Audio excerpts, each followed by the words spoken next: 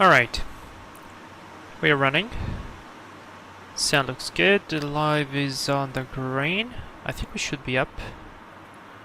I don't know what's going on with my preview, but it looks okay. Alright. 1, 2, 3. 1, 2, 3. Welcome everybody. Welcome to the live stream. It's good to be back. We haven't been flying for what? I feel like more than a week already. But yeah, I missed being here. I missed the flights. I missed a lot of stuff, to be honest. But difficult times. After difficult times, better times will come. Anyways, we've got a new airplane. A 767 from FlightFactor. Base model 767-300. Thank you very much. The subscriber, I don't know if I'm allowed to say this, but to the subscriber who kindly donated the 767 to me, and we can finally make the flight that I wanted to make so much after that video I watched. I think I spoke about it a couple of times on the channel previously. There is this channel on YouTube called Skylight Productions, and that guy travels all over the world, and he just makes videos of like passenger flights from the window, like the entire flight. So if it's a 10-hour flight, he will make the 10-hour flight video, which is kind of cool because I used to watch his videos, and I still watch it sometimes when I'm working on a computer and I just want to hear something in the background. So that's pretty cool. And one of my probably favorite videos was Japan Airlines. I don't remember from where, but it was a beautiful place in the middle of the mountains. In fact, I think we flew there on the 777 last time. We flew on the 777, or one of the last times we flew on the 777, and it was on a 767. And the sound on the takeoff, the view, it was stunning. So yeah, I really kept that idea. It kind of captivated me to get the 76 eventually, and so I ended up getting it through a different way, but it's amazing, so thank you very much. Alright, so today what's the plan? The plan is very simple. We are right now in Osaka, not the big airport that's in the middle of the water, but in the middle of the city, and that's why sometimes my frame rates are tanking, because probably the X-plane is just loading something and yeah, making a bit of a lag spike, but overall it looks pretty good. And we'll be flying to an airport called, or to a city called Kumamoto, on one of the southern islands of Japan. So we should be looking for an interesting approach. I think it's more or less of a mountainous area, so that should be actually pretty cool as well. But other than that, it's good. I will see if we will do an extra leg to, I believe it's called Fukuoka, which is very nearby, just like an extra leg to have a little bit more fun on the 76. And this is my first flight, like my first serious flight on the 76. What can I say? I owned the 757. And I really like the 757. The 757 had some problems. I still think it kind of has some problems regarding the controls, especially on crosswind landings. But overall, I really liked it as an airplane. It's a bit old, but it sounds amazing, it looks amazing, the modeling is really nice, all that stuff. And the 76 for me was just like a copy-paste of the 75 in sort of ways. And I'm just speaking in terms of airplane, not in terms of FlightFactor stuff. So at some point it didn't really interest me much, but however, after trying it, I must tell you, the 76 feels like a completely different airplane. Even though the cockpit is mostly similar, the procedures are mostly similar. In fact, we'll be using the 757 checklist on it, because I haven't searched for a 767 checklist, but I believe it's going to be the same. And yeah, it still feels like such a different airplane. It feels a lot heavier. It feels extremely powerful, to the point that it kind of feels more powerful than the 7.5, which is probably, I'm not sure if it's realistic or not, but you kind of would expect a slight decrease in performance for the sheer size of the airplane. However, no, it's absolutely mental, so that is pretty cool in terms of performance. Hand flies very well. In fact, I kind of prefer this hand flying to the hand flying out of 7.5, and it looks cool. To me, the cockpit looks like it's slightly better in terms of 3D, just for like airplane stuff now, in sim stuff, but yeah. Anyways, let's go inside. We're on cold and dark. I am running the stairs because the jet bridge is broken. It doesn't work for some reason, so we're going to just assume that it's in up, and this X-plane fuel truck is just having a blast driving through this airplane. But anyways, let's get inside, power the airplane, start programming everything. I already submitted the flight plan. No, I didn't. I don't think I submitted. We are on VATSIM, of course. Real weather, not real time, because I want to catch the sunset. I want to catch the sunset. So let me pull the time just a little bit back. I want to catch the sunset, and maybe do a little bit of a night flying, because I don't know, I really like the way that the cockpit of the 7.5 looked at night, and I want to check it out. How does it look on the 7.6? Hey, Sync Crash Flyer!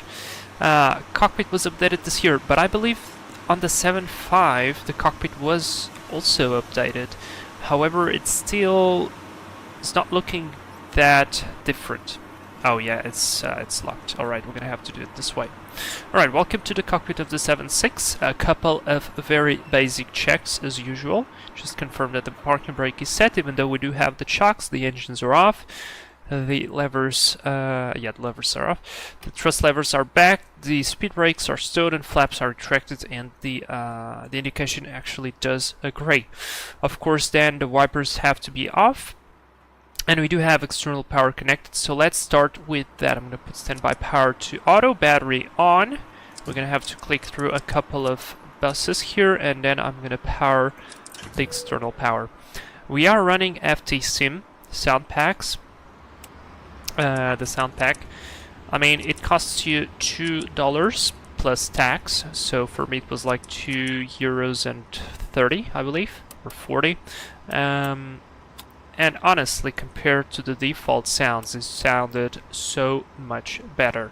So, highly advise you, if you want to get better sounds, go for FTSim. Alright. Decrease that. I believe we're almost sea level, so I'm going to leave that on 400 for now. And logo lights on, of course. Brighten the instruments.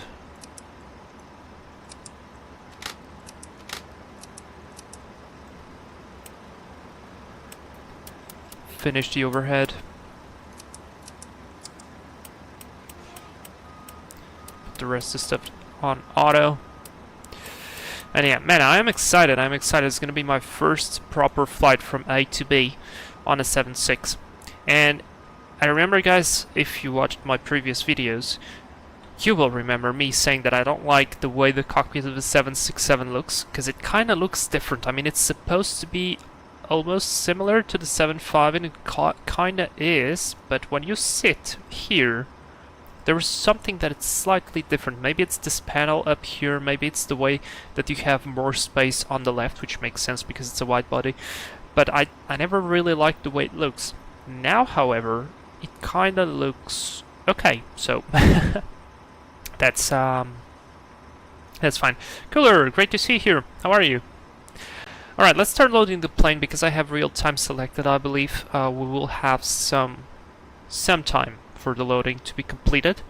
Now I've set on purpose full set of passengers. So we've got the entire 290, which I believe this is SimBrief's layout. So on the FlightFactor the maximum is 235, and we've got a cargo of 8,135 kilos. So this way our zero fuel weight estimated should be 119.878. Now we're slightly above this, so let me perhaps drop a little bit. I mean 119.878, we are on 122, so let me drop Let me drop to 7. Or actually, you know what? We should be fine.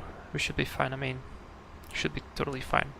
All right, our fuel, block fuel 12.026. So because I'm relatively new with this airplane, I'm gonna add just 100 more. So let's do that, and I'm gonna hit optimize CG. However, I don't usually like the way it optimizes CG because it usually prefers to put this on a slightly forward CG, and I prefer to have my CG slightly aft because it will give you better controllability and better fuel economy. So 32% might be a little bit too way back. I would like to be around 29 to 30, but 32 is a bit too much. So let's go for 32. Okay. Let's hit load the airplane. The airplane will be loaded. And we will be starting our inputs. Now we have a couple of NOTAMs here, and you know what, guys? This is really interesting because this kind of reminds me of the of that accident that happened in Japan, where an A350 crashed into a Dash Q400. What was that? I mean, I think it was the Coast Guard, the Japanese Coast Guard, and they had a runway. What was it, like a runway stop?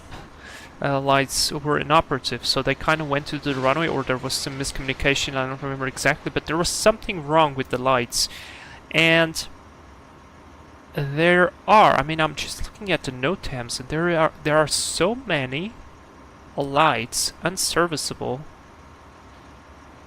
that I kind of was reading, like, am I reading this right? I mean, look, let me try, let me actually show you this, because this is interesting. This is kind of one of those things where nobody usually looks at, but I find it funny. Alright, so this is correction to read, alright, whatever this is. So, now that's, yeah,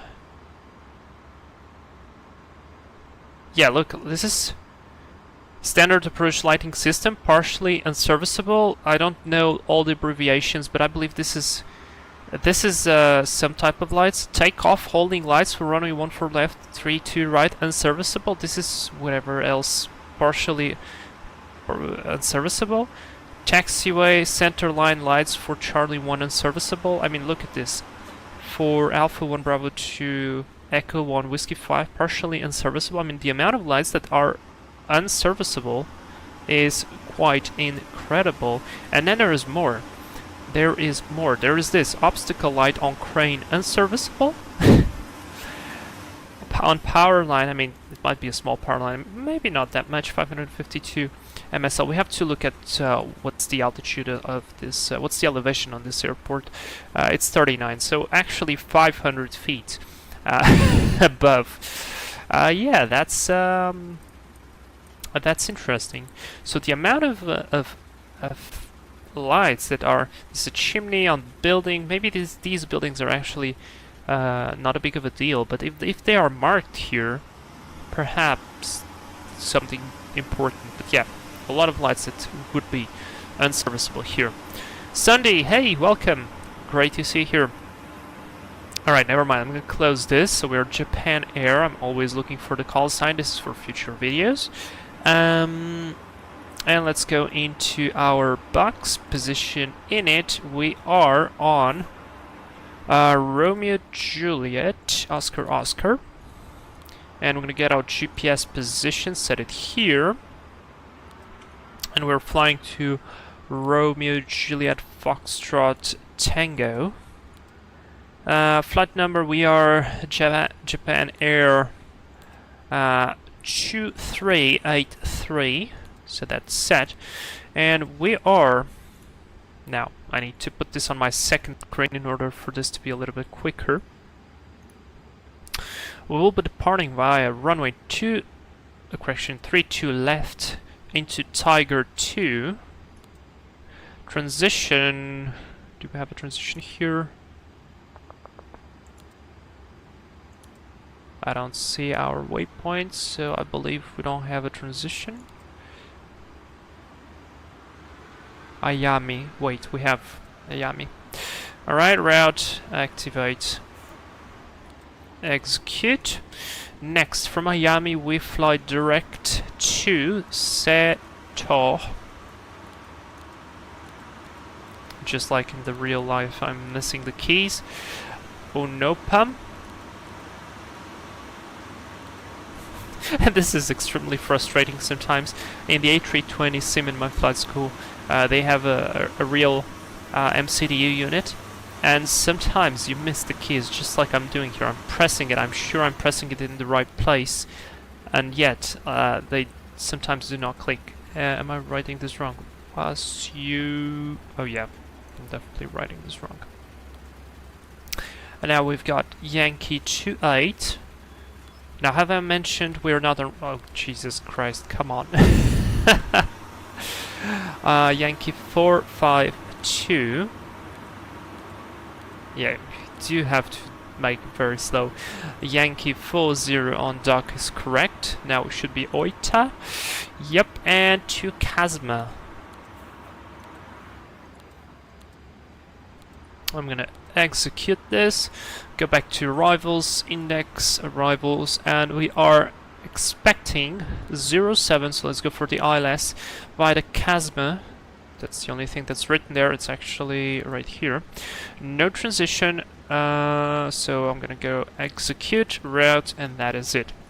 Now, performance in it 12.1 we've got on board, so seatbelt signs are gonna come on, and we're gonna put the fuel pumps on.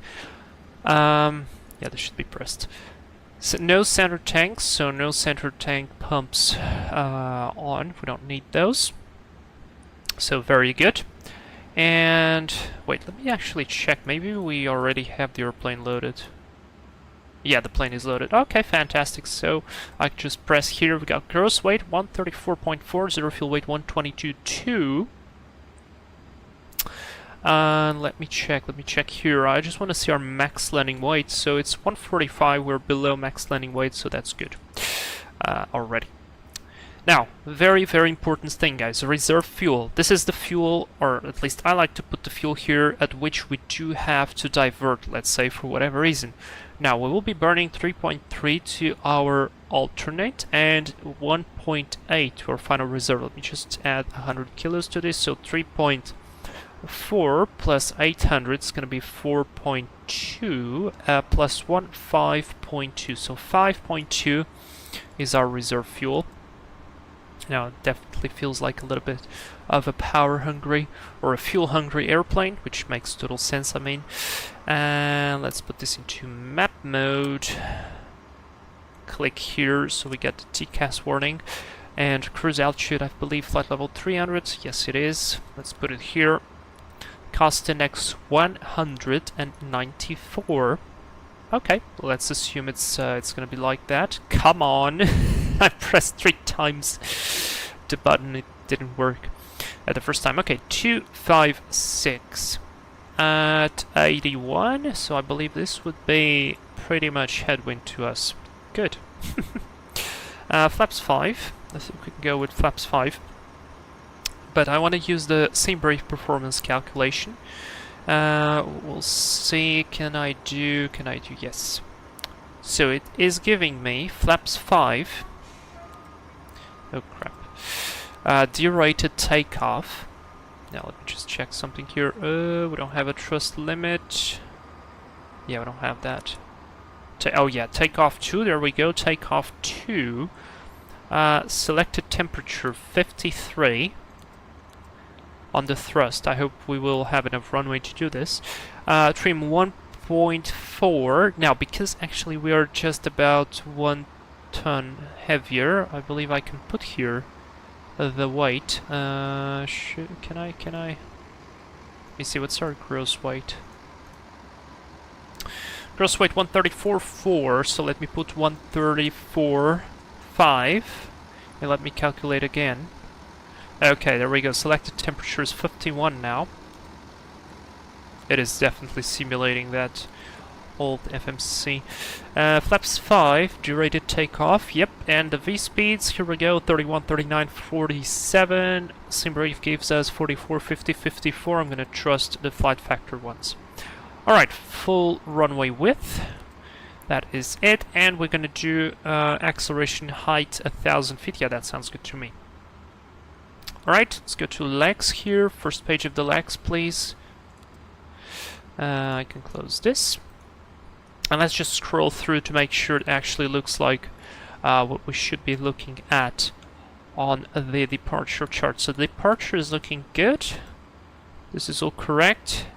Sumar, and after Sumar we should go for Ayami,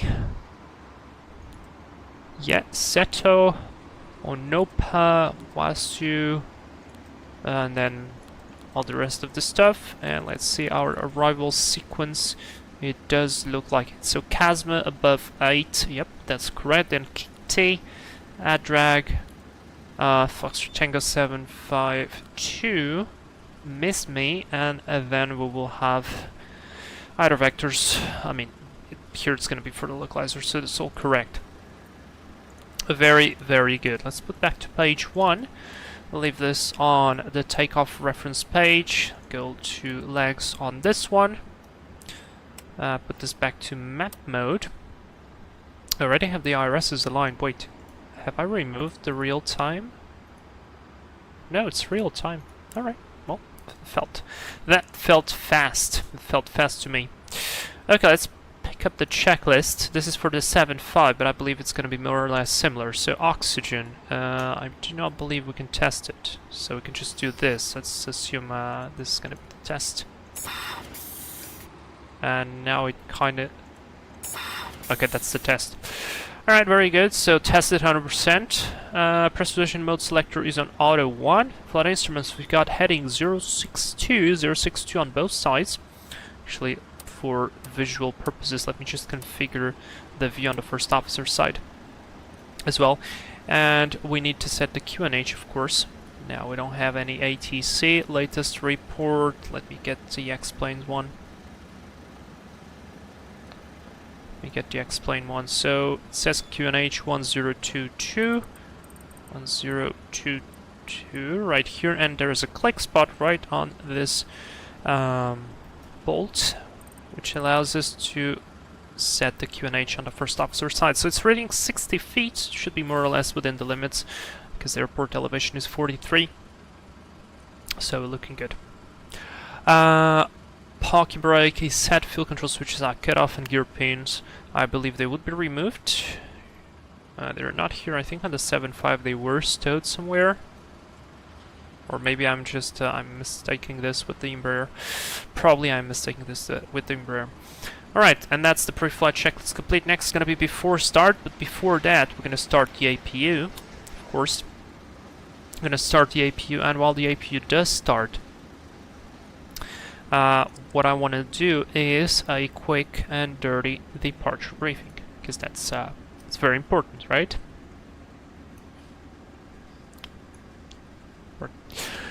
Cooler. I know you have a big backlog of flights, but if you ever can try the stadium visual approach in Newark at night, it's beautiful. Even in X-Plane?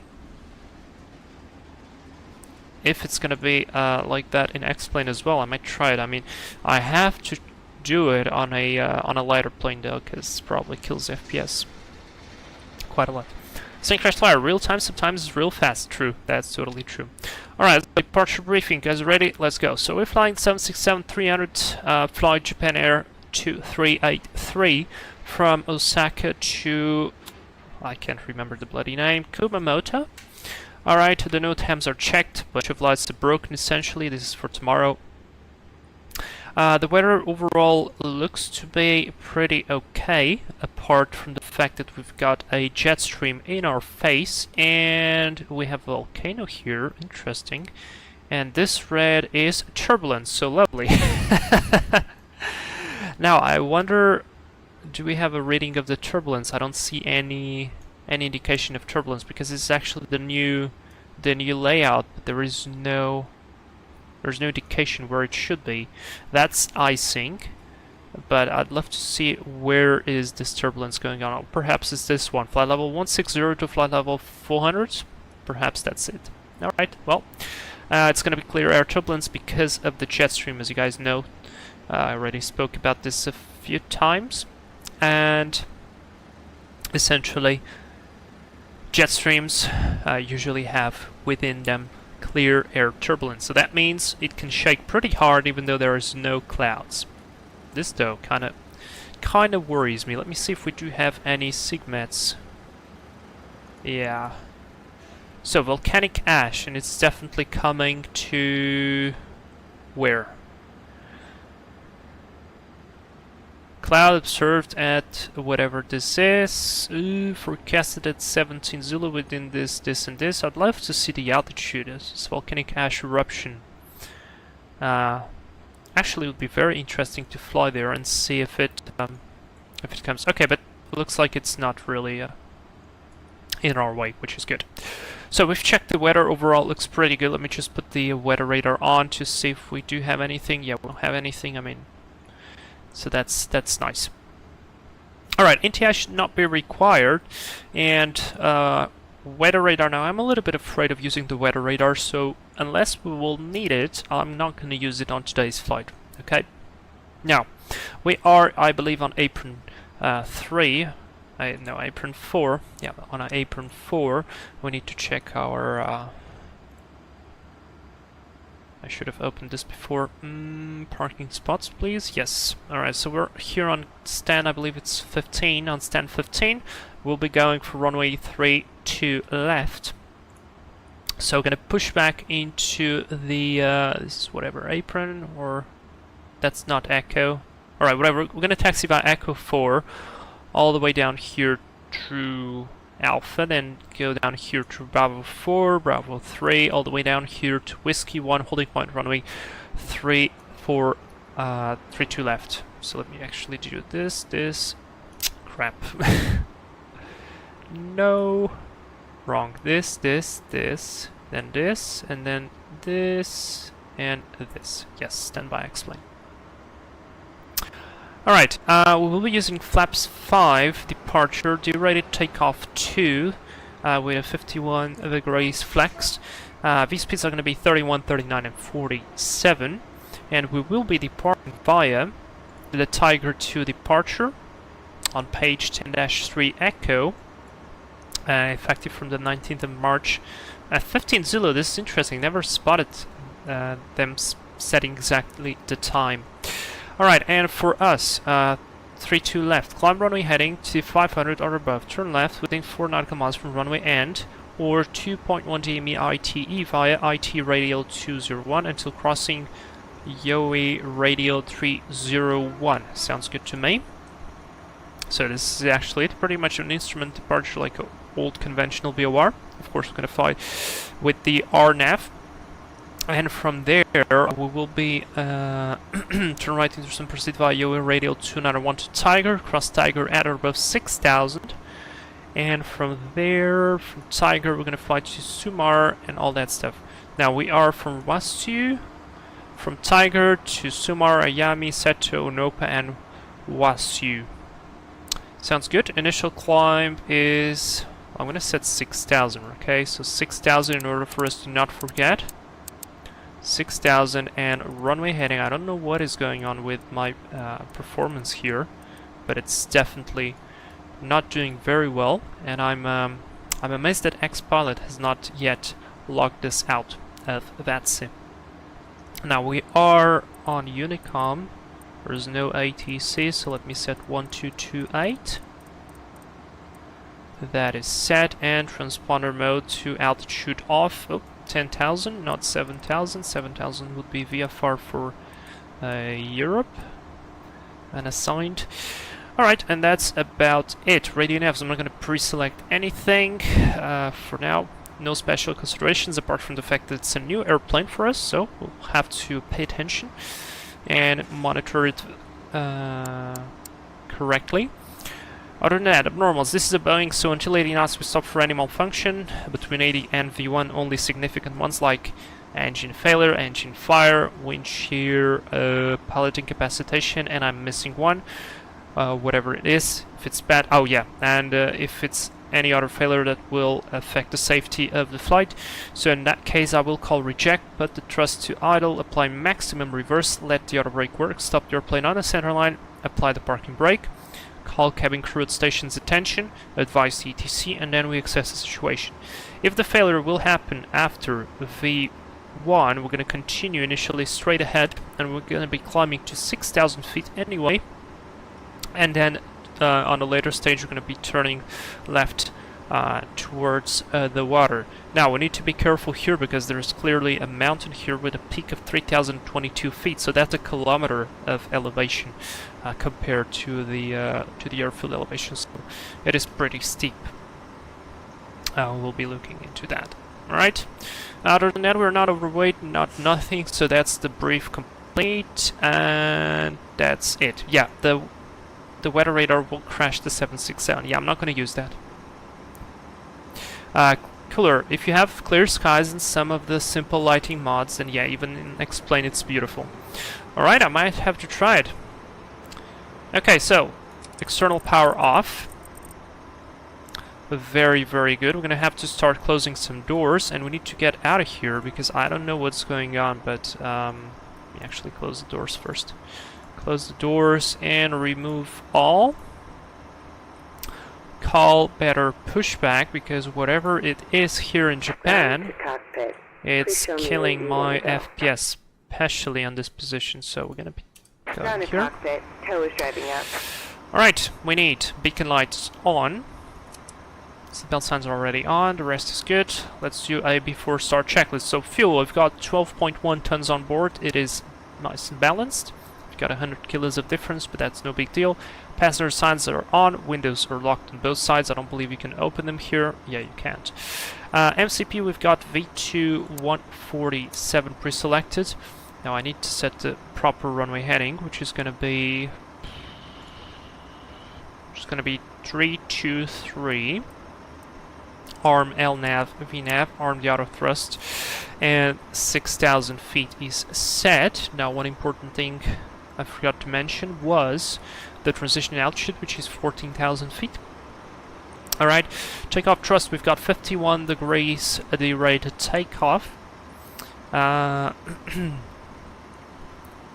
Takeoff speeds 31, 39, and 47, so your pre-flight is completed. Rudder and aileron trim is 0, and whoops. Okay. 0. All doors and hatches are closed. Taxi takeoff reef is completed, and then we can do flight deck door is locked already. If I press the button, I open it, so red anti-collision light is on, and the before start checklist is complete. Very good. Right on time. Now there are some light leaks I've been noticing on this airplane. I hope these gets fixed. And sunset is in full blast. Let me actually pull the sky the sun back a little bit again. So yeah, I'm not going to use any weather radar on purpose. I will just use the terrain radar. That will be actually important. Tow connected and bypass pin inserted. Release parking brake. Alright, your brakes are released, you're clear to push. Starting pushback, and you may start engines. And I'm gonna start the clock here as we get moving. Off block time is set, engine page is on, we can start. We just see that there's nobody around us. Yeah, clearly nobody is around us. And I'm gonna start the engines. Now, cool thing, like in the tow list, I can do this, and we can go to the window to listen to those engines. Backs off, starting 2.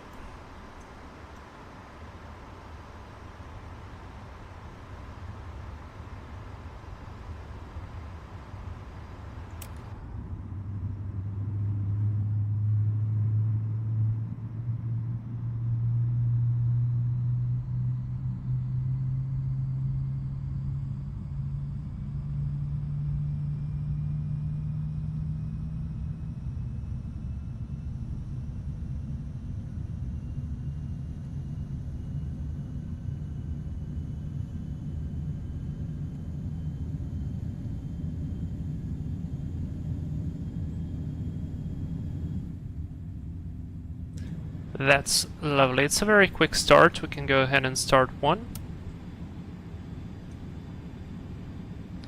And 2 on the rise.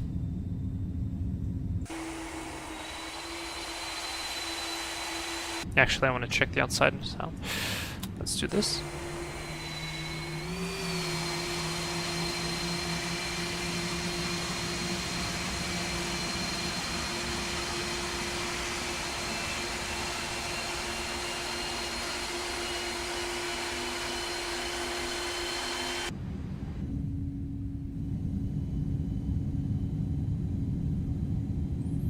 Alright, I thought it would be a little bit more pronounced, but appears to be not. Alright, that's good, that's fine. This way we can go ahead and shut off the APU. Put this on, APU bleed off. I believe I can close the valve, or I can just keep this. It's gonna be closed anyway. This is all set, auto. Go here, auto brake, flaps 5. Let's hear the flaps noise. Operation complete. Go ahead and set the parking brake. Brakes are set, clear to disconnect. Disconnecting tow. Stand by. Oh, I like the flap sound. Oh, and I've noticed that the controls, like on the wing, it's pretty well modeled as well. I don't remember if it's this way on the 7.5. Probably it is, but it looks kind of cool. Alright, let's do a quick flight controls check. Full up, full down, neutral, full left, full right, neutral, rudder, full left, full right, and neutral. Close that. Cancel recall, just the parking brake. That looks good. Trim 1.4. That's a lot of nose down. Tow is disconnected and bypass pin has been removed. Hand signal on the left. We'll see you next time and have fun up there. Cheers. There we go, 1.4 roughly there. Before taxi checklist. Anti-ice not required. Isolation valve is... Oh, well, this is the, yeah, this is 7.5 checklist. This might be slightly different. Center isolation valve. Right isolation valve. Let's try keeping them off. Recall was checked, auto brake, RTO, ground equipment is clear, and we have just received the hand signal with the pin. Very good. Before taxi checklist is complete, let's go put some lights. Runway turn off and taxi. Brakes are released. See if it starts to roll on itself. No. Alright, let's give him a little bit of power.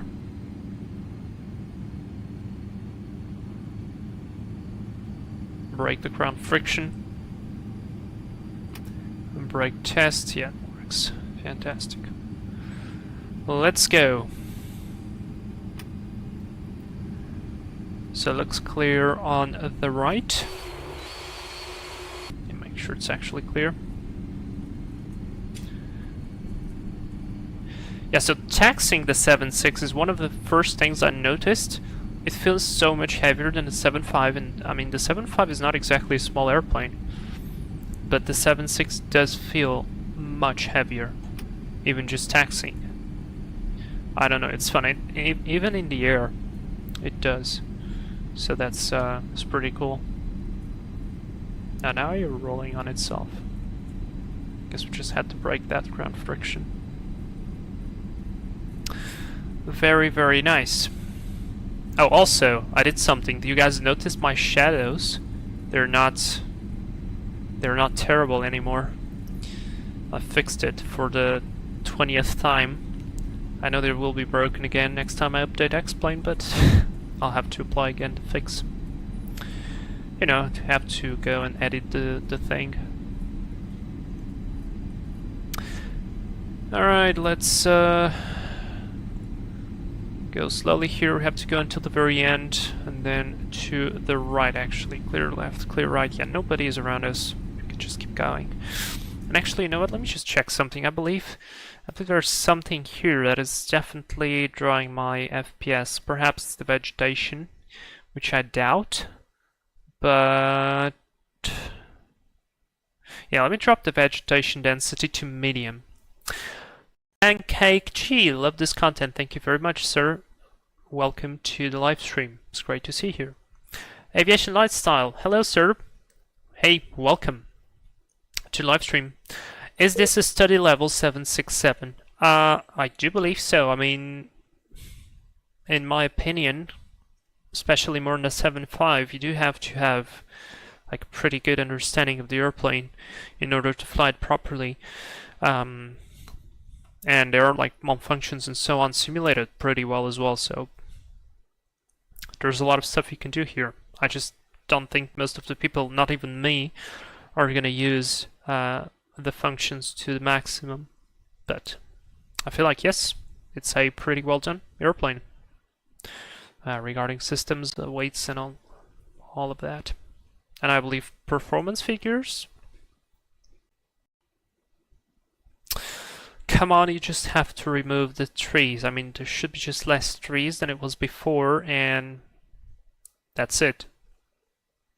There are no new scenery files for you to read. It was pretty okay with the FPS, but I still decided to drop it a little bit. It's not too bad now, seeing Crash Flyer. I don't know, I think it was perhaps something to do with the traffic of the airport, or even more, maybe some object in the city. This is taking ages. Come on, dude. Should be a quick change of settings.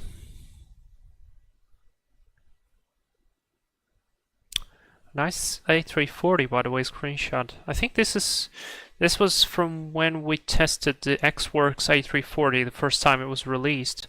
We flew to Bergen, I think, to Norway with it, and then I stopped on the runway because it kinda locked itself and I couldn't take the reverses out. I remember that. That was pretty embarrassing. I still don't know if they fixed that, to be honest. Like, if you go with the X-Plane A330 and you want to stop the reverses from going, you do not put the thrust to idle all the way. You have to apply a bit of power, and only then the reverses will unlock. This is so slow. I'm terribly sorry, guys. Here we go. Alright. Okay, honestly, it feels about the same. Maybe just a tiny bit smoother, but more or less the same. It's alright, probably scenery-wise. Okay, let me just confirm there is no one on approach. Yeah, there is no one on approach, so we can cross here just in front of runway 32 right. Should put the lights on. Let's put the strobe lights on.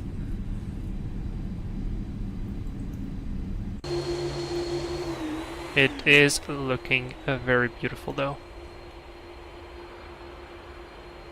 And that's the mountain I was speaking about. It's a pretty high mountain.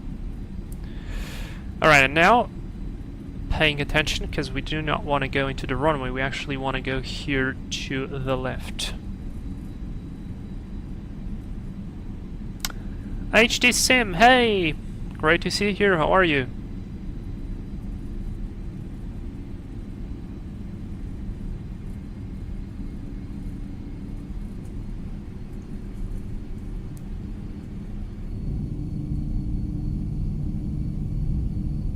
Oh, also another thing I've noticed, I think I had my wing flex turned off on the 7.5 because it always looked quite unrealistic, and perhaps that's my bad understanding of it, but it looked, I think it looked flappy.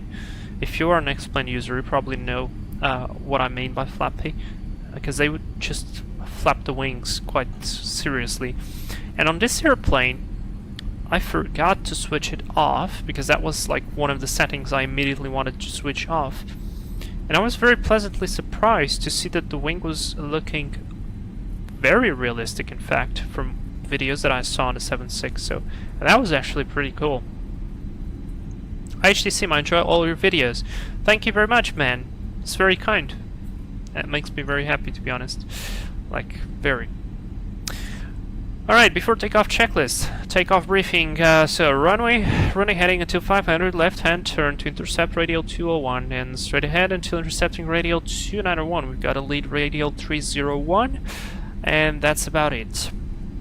Then to 6,000, and then keep the climb. Packs or auto, stabilizer trim, flaps 5 degrees set, stabilizer trim 1.4 set, speed brake lever is down. Yes, it is. Flight controls were checked and cabin secured. Before takeoff checklist is complete, transponder goes to TARA. We have nobody on final, so that's clear. And we will be clear for takeoff. So let me go ahead and do this, this, and this. Lights are on. We've got to takeoff OKs in chat. I need to add more emojis. I keep forgetting that. I have to check if I can add one or two more. I might be. So we are absolutely clear to go. I need to zoom in a little bit on the map, because that's a bit of a too much of zooming out. Man, I love taxiing this thing. It's extremely smooth.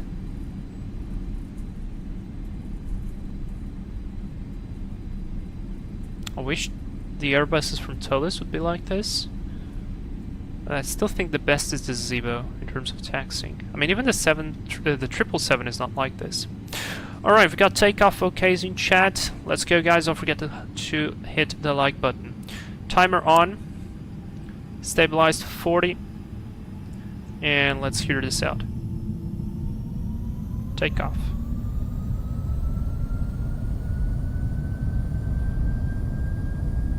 Right, I actually want to be in the cockpit. And thrust set. Well, that wasn't too powerful because we're running a takeoff 2 derated and a flex 51. Thrust is set, speed is alive. There's 80 knots, throttle hold.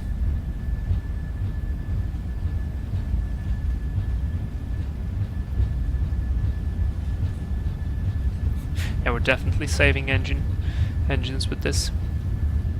That's V1. And rotate.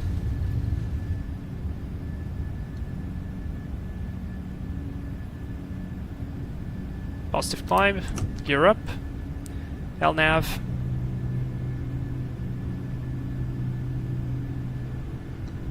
Pitch for 15 degrees. Trim it. Well, I believe there's 500. Left hand turn.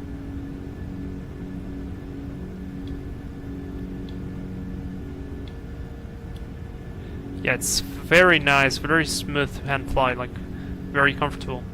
And 1 VNAV speed. Oops, wrong button. We're on climb 2 for noise abatement purposes. There's the flap indication, speed is checked, flaps 1.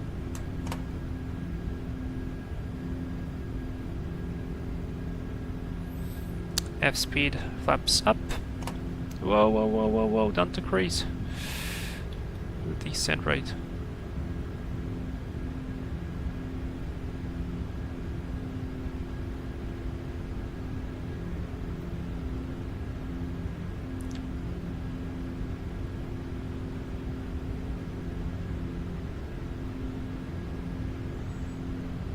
Alright, let's go autopilot, command left. Finish the flow, gear neutral. These lights go off, off, off, and off. Why is the pressurization not working? Could that be something related to the isolation valves?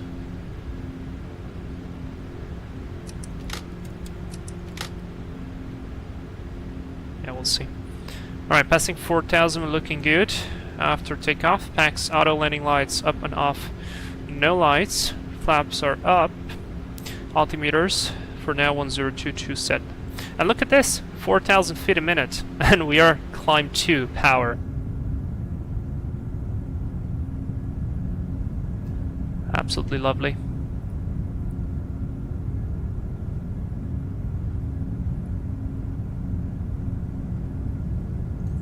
Alright, we should be approaching 6,000. Yep, I'm gonna keep the climb. So let's set flight level 300. Flight level 300. I love the sound. Even though it's not very pronounced. But, wait. Sim settings. I mean, this doesn't change anything, to be honest. Especially because I run the thing.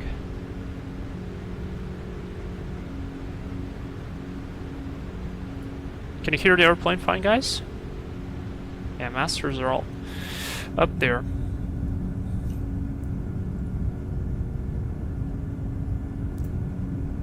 HDSim, is the weather radar working now? HDSim, I do not want to try it out, to be honest. I am afraid we're gonna crash. So until people will start reporting that it's working and we get official statement from FlightFactor, I will be keeping that. I love the way the wing looks. Look, you see it kind of just, it flexed up.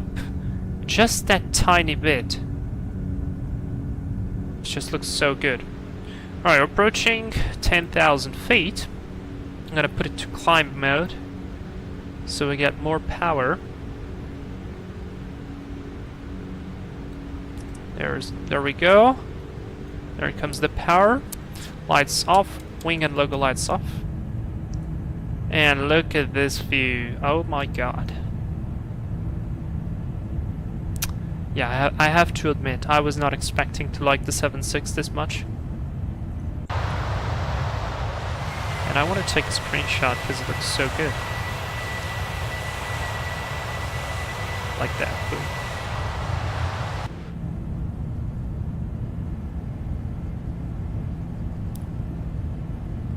Very cool. Yeah, Sim Crash Fire. You were right. You were absolutely right. And we already are eating 23 knots of headwind. Look at that, we've accelerated to 320 whatever knots. Oh no. Oh no, I should have kept that sound down. Sorry, forgot advanced sounds. Yeah, no cabin crew volume, I don't want to hear this. We can actually kill him if I press it like many times. Look at us go! 4,000 feet a minute at 320 knots. This was what impressed me the most with this airplane, because I was not expecting this. Look at it go! It's just rocket climbs while feeling completely normal. Alright, we've passed transition altitude. Let's set QNH 1013. Align this. 1290902 set. And we're looking good. Okay, now. Such a relatively short flight. SimBrief told us that we are anticipating airtime 1 hour and 3 minutes. And we could use that time to start preparing the approach. And to start preparing the approach, I need to put the ILS runway 7. We're going to be coming from Miss Me. Let me check that. So. Yeah, there's Miss Me, correct. Miss Me, Hinnock. And Hinnock is our final approach fix, at which we have to be at 2,500 feet. No, sorry, 3,400 feet, correct. 3,400 feet, and then down we go. Runway is at 600 feet of elevation, and the frequency is 109.3. And our course is 072. That's set. Very good. Look at that. We are at flight level 200 already. Definitely getting a bit of wind, but that's pretty impressive, I must admit. I kind of want to push the time backward even more so we can enjoy the views. Should I do that? Or should we just keep this time, land, and then enjoy a bit of night flying. What do you guys say? I kind of want to enjoy a bit more of the scenery. Kind of looks really cool. Sync crash fire, a great way to deal with your colleague, just switch them off. Yeah, and if you press it like many times, there will be actually a female voice coming on and saying like, I regret to inform that a flight attendant or a purser has been killed, or something like that. That was very funny. The 7.5 had a very similar thing. Yeah, do you see the wing? Actually feels, I mean, it feels very decent to me, the way it does this, and if you get into turbulence, but especially on the takeoff and during pitch changes, it looks very, very okay to me. Alright, we are already eating 65 knots of headwind, and that's kind of like why we are having this change of climb rates. Getting through some turbulence. Yeah, you see that? The wind is just spiked to 76 knots, 77. And we're rocketing up. Now 82, 83. So that's the turbulence. I guess for this flight, the passengers will have to have their seatbelt sign on for the entire flight. Very good. Everything seems okay. They are almost there already. Almost there, still climbing 4,000 feet a minute. What is going on? I mean, now it's because of the wind, I understand. But we will have to stop this because it's just too much. I have to put 1,000 feet a minute, otherwise it's going to be way too extreme. So speed, vertical speed. Put plus 1,000.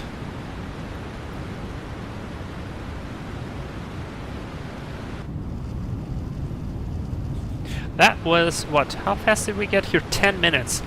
10 minutes after takeoff. We are reaching flight level 300s. That is incredible. It makes me remember those... makes me remember the notes that you get usually on a clearance in the United States. Stating that you get your assigned altitude 10 minutes, 10 minutes after departure. Here you go, within 10 minutes you are at your desired altitude. I do have to get the freighter later, and we need to do a proper long-haul flight with it, because I want to see how it is when it's actually at the maximum takeoff weight. Like, we're gonna get it completely fully loaded. It kind of feels more impressive than the 7.5, to be honest. Now looking at it, I mean, if it's full, absolutely full, derated takeoff, we climbed on a derated power until, on climb 2 we did, until 10,000 feet. And then we went into climb, and look at look at us. We go altitude capture, 11 minutes, we're leveling off. It's impressive. It's actually impressive stuff. So also, here's a bit of a discussion going on. So there's this new FPS 7478, which is essentially a rebranded SSG, slightly improved in terms of the texturing, in terms of FPS. Some systems are better, and so on. And the previous users do get a discount. However, it is still $40. And that's quite a lot of money.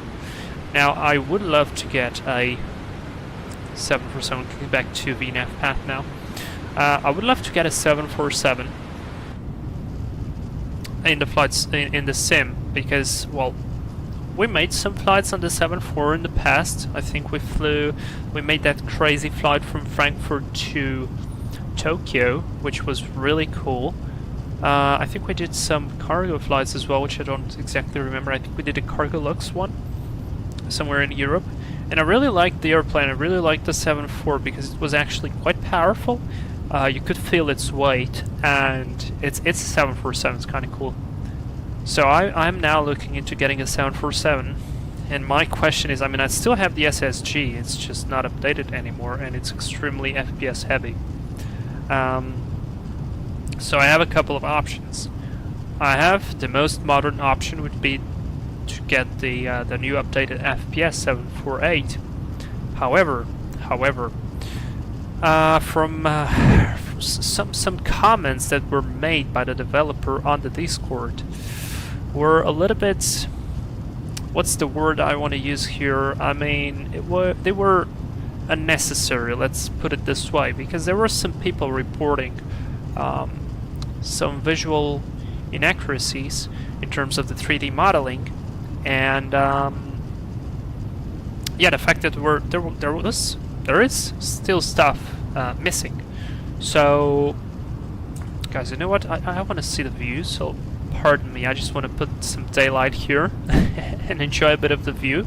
We're gonna put back into sunset time once we get into for landing, because I just kind of want to appreciate the view. Because look at this, it's kind of really nice. And so while I was just really excited, I am quite excited for the update for 7478 because it's the most modern one and I like it. Kind of dropped my excitement quite significantly because I don't want to support somebody who really doesn't take criticism very well. And I mean, I'm not saying it's easy to take criticism, but especially when you get a million messages saying that this and that is wrong. But the way it was put was very weird. So, yeah, I don't know. Then there is like this middle option, which is the Sparky 747-400, which was updated this month, a couple of days ago, and I gave it a try today, and well, it's still not there. Okay, it's still not there, and I wouldn't trust that airplane a long flight. I mean, I wouldn't trust barely any flight because, okay, LNAV is, I mean, the power, like, how should I put this? The way the airplane handles the power is slightly better. However, it's still very slow to respond. So let's say you are in flight level change, you want to accelerate from 250 knots to 280 knots, so you put the speed up. What should the airplane do? It should pitch down to a certain point, accelerate, then start climbing again, maintaining the new airspeed. So it just starts to decrease the vertical speed like 50 feet a couple of seconds. So if you were climbing 2,000 something feet a minute, you'll be climbing 2,200, then 2,150, then 2,100, and it takes so much time to do it that it actually, well, it's not that fun. Oh wait, didn't we land there? I think we landed here on the 777 previous time. Looks like it. What airport is that? Okayama. I don't remember that. However, it looks extremely familiar. So yeah, no, it's not there. So it's not there.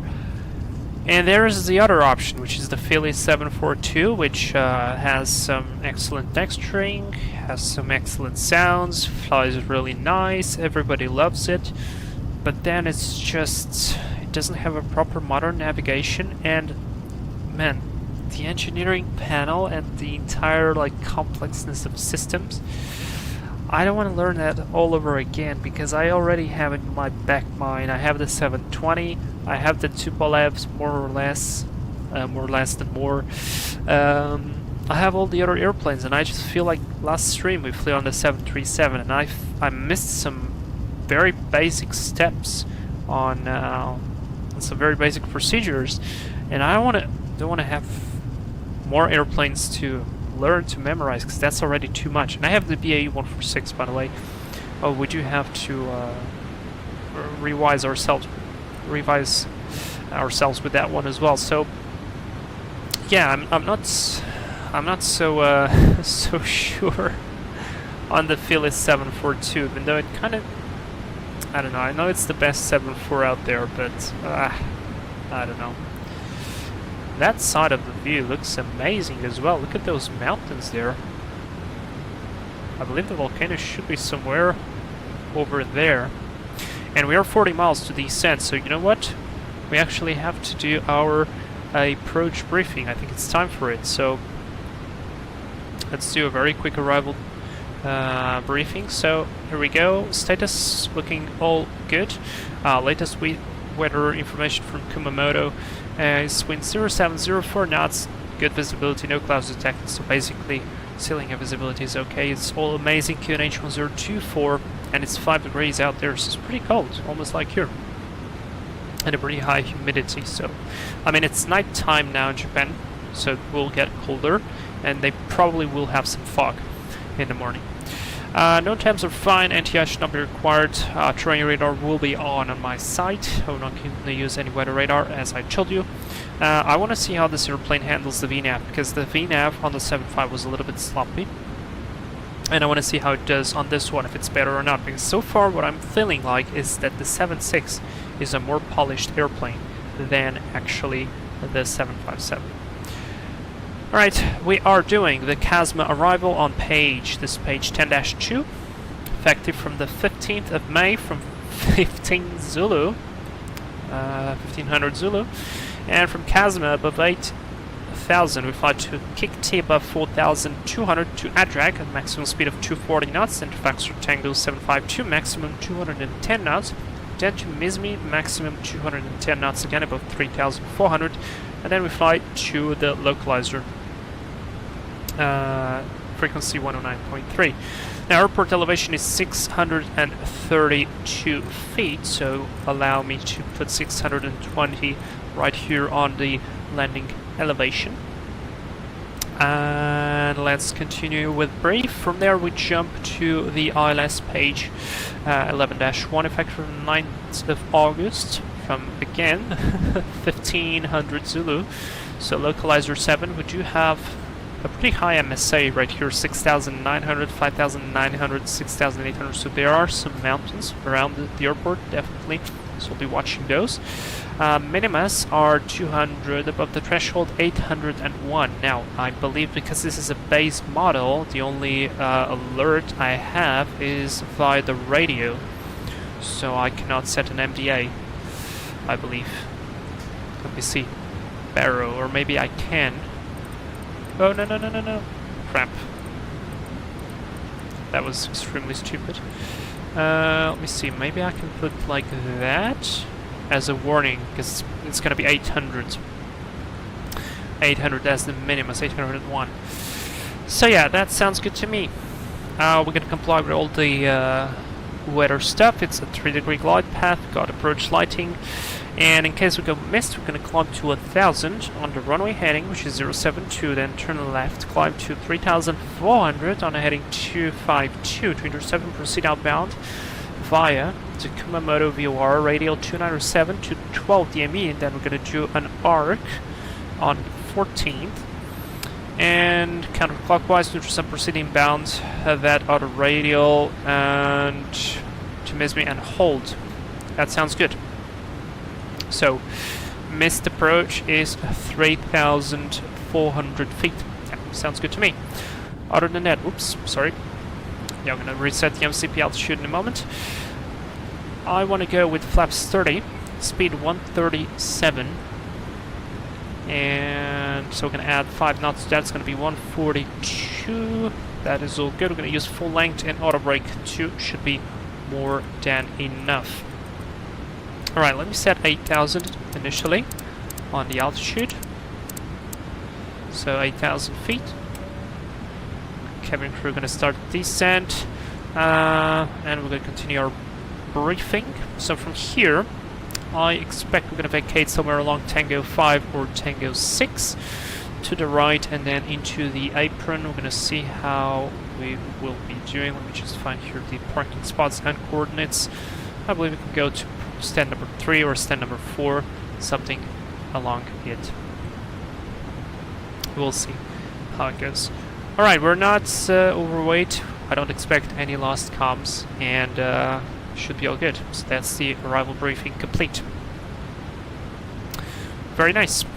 So just in time, 22 minutes into the flight. I'm really curious to see. Now, of course, we do have 102 knots of headwind. So let me just do my own calculation very quickly for the arrival. Let's say I want to be, so miss me, 3,400, but we need 3,400 at Hinok, and here we have 2 miles. So let's say 4,000, no, let's say 3,000. So we are at 30, minus 3 is going to be 27, 27 times 3 is going to be 60, 81, 81, and 81 should be more than enough. 81, so let's say we have 2 plus 3, 5, I'm gonna count here actually, yeah, 5 plus 4, 9, it's gonna be 10, 10, 10, 15, 15, 15, 19, 19, 20, 20, 40, 40, so gonna have to add 40 plus miles from Kazma. Let me see, so if I go to fix Kazma and we do a 40 arc, let me see, it's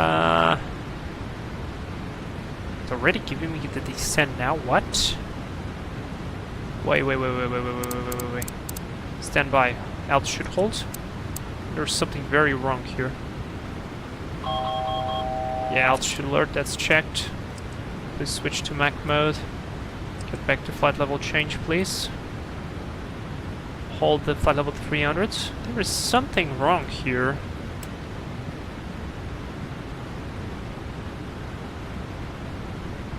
There is definitely something wrong. Because look, I mean, let me check. Anders Samuelson has subscribed. Welcome on board, dude. Thank you so much for joining the channel. So bear with me. Just let's think for a moment, okay? What is the calculation for our top of descent? So we take our flight level, we take our altitude at which we want to be. So I on purpose assumed we want to be lower at Hinok, which is going to be 3,000, and then we're just going to take the thousands out. So it's 30 and 3. So 30 minus 3 is going to be 27, right? 27. 27 times 3, that's 20, 20, 20, 60, and then we have 7 times 3, 21, so 60 plus 21, that's 81 miles out, right? So from Hinok to Mizmi, we have 2 miles, okay? That's the 2 miles. Then we have 3.3 here, 4.5, 5.3, and 24.3. So I made the calculations roughly. So we've got 5 here, 9 here, so let's do 10 because there's 0.5 and 0.3 here. 10, 15, 15 or 16, 16 plus here is 30, 40. So we've got 40 miles all the way from Kazma. So we need 81. We should add 41 miles from Kazma back there, right? And that's exactly what I did. So I put Kazma, I made an arc, a 40 miles arc distance, and we still have 68 miles to go, and he already wanted me to descend. What is going on with this VNav? This is looking weird, right? And now that we're looking, I mean, I'm looking 80 miles. I'm not even having inside Kazma, so this is why you always check your VNav stuff. So I guess the VNav on this one is exactly as botched as on the on the other stuff, because that's weird. And especially now that we've got 100 knots of headwind, I mean, there is no need to descend even earlier. If we would have 100 knots of tailwind, we would be going a lot faster, so we would have to actually start to descend earlier. I would have to add a mile per each 10 knots of tailwind, I believe. But in this case, we have 100 knots of headwind, so there is no need to descend earlier. In fact, we can descend later. Very interesting situation. JAL Gabriel, hey! Hi Vlad, have a great flight. Thank you so much, man. Glad to see you here. Synchronous Flyer, I think we should wait until the 748 is released and then see. I still have some hope. Synchronous Flyer, I do have some hope as well. So, yeah, we'll see. We'll see how it goes. Anders, thanks. Be very welcome to the channel. It's great to see new people here. Alright, yeah, it makes total sense. Look, we are 28 minutes into the flight. Yeah, there was something wrong with the VNav. I'm gonna trust my own calculation. I'm gonna start our descent, especially because, I mean, we have requirements to be above 8,000 on Casma, so there is no need to be lower. Before, with all the terrain, we would be burning more fuel. Yeah. Flying Mono, the calculation looks valid. Maybe any misput restriction on the FMC. Never seen something like that in my 7.6. Yeah, that's weird. Let me check it out. So, let's go page 1. So it's giving me... This is just the calculations to get down. There is no forced value. This is the only forced values here. So I don't understand. Foxtrot Tango 752, almost like 757-200. Yeah, that's weird. I don't know, I'm gonna trust my own. I mean, unless this airplane glides like hell, which I doubt. I mean, it surely does glide significantly, but not crazily, as I am thinking. Or as I'm being suggested, let's say so. Right, we've got more time to enjoy the views. Let's see what's outside. Let's see what there is outside. I always like looking for Japan. Oh, look at this. What airport is that? Is that Kobe? Kobe? No, Iwakuni. These guys are professionals into building airplanes on water. We landed into a very similar airport. Maybe it's actually this one. We flew on an Embraer 170 or 175, where we landed on the highest on the highest commercial airport in Japan. It was in the middle of the valley. It's quite beautiful there. Yeah, there's definitely some bits of turbulence. Okay, good. So we actually we have prepared early. That's very nice. It's actually very nice. It's better to be early than late. Man, I am enjoying this airplane. I am absolutely enjoying this airplane. Thank you so much for the subscriber who kindly donated it to me. I'm not sure if I can say it on the live, so if I can, just write it on the chat, because you are there, I know. Oh yeah, by the way, let me check this out. I want to see if I can add more emojis, because we had a couple of ideas, right? You guys gave me a couple of ideas. Unfortunately, I lost them all. But I know I have to change the RIP FPS emoji. That's for sure. And I need to add a couple of others, which I forget. Syncrash Flyer, it's okay. Alright guys, Syncrash Flyer, he won the FlightFactor screenshot contest, and he asked for the 767, and he kindly donated it to me, so thank you so much, man. Alright, where can I see this thing? I mean, YouTube sometimes is extremely efficient and sometimes is extremely inefficient.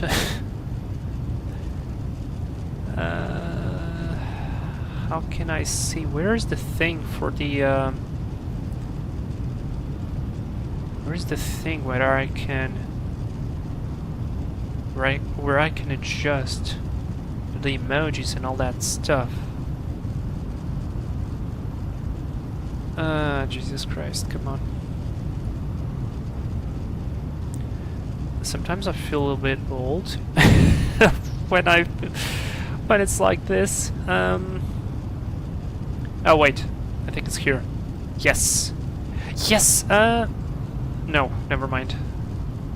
Holy cow, okay, so they added this is interesting. They added like the sponsorship thing it went on, I believe you would get the maximum level from 2 years. So if you reach 2 years, you would get maximum level. This changed, I didn't know it. So if you become a new sponsorship, you got one icon. If it's more than a month, you get the second one. If it's more than 2 months, you get the third one. If it's more than 6 months, you get the fourth one. And then the other one is just after a year, then it's the second year, then it's the third year. So actually I'm looking now, Sync Crash Flyer. I mean, you get the correct one, but I believe you would get the maximum one after 2 years or something on a previous scale. Now it would take you 5 years to get the maximum level that I have here. What? This is pretty crazy. Okay. Right, and emojis. Let's see, can I add more? No. I need 4 more crew members. Crap. I'm pretty sure I had 4 more crew members, and I missed this. Well, I'm gonna wait on that. Don't worry. And I have to create it as well. I need to change the FPS thing. And what were the other ones? There were other ones. Is Daifuku here? I'm pretty sure Daifuku suggests it's a pretty funny one. Let me check my notes. Maybe I have something in my notes here. Yeah, this is all work-related stuff.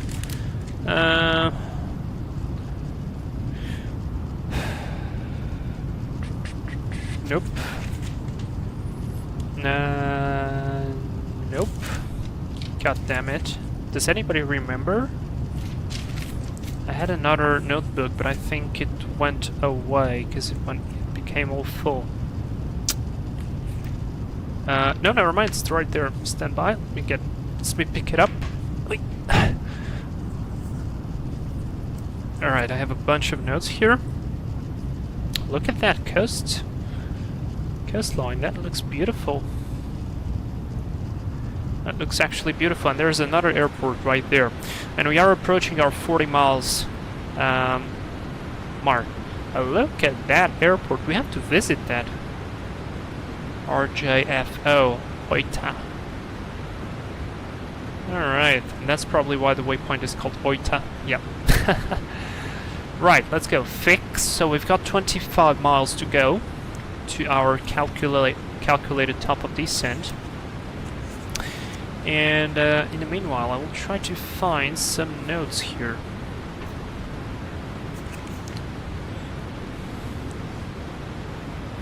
But this... Okay, I thought this one was full. No, it's not. No, I'm not seeing here. Katerina! Hey! Welcome. I'm glad you tuned in. Okay, this is all notes for stuff. No. Not as well. Jesus Christ, this is old.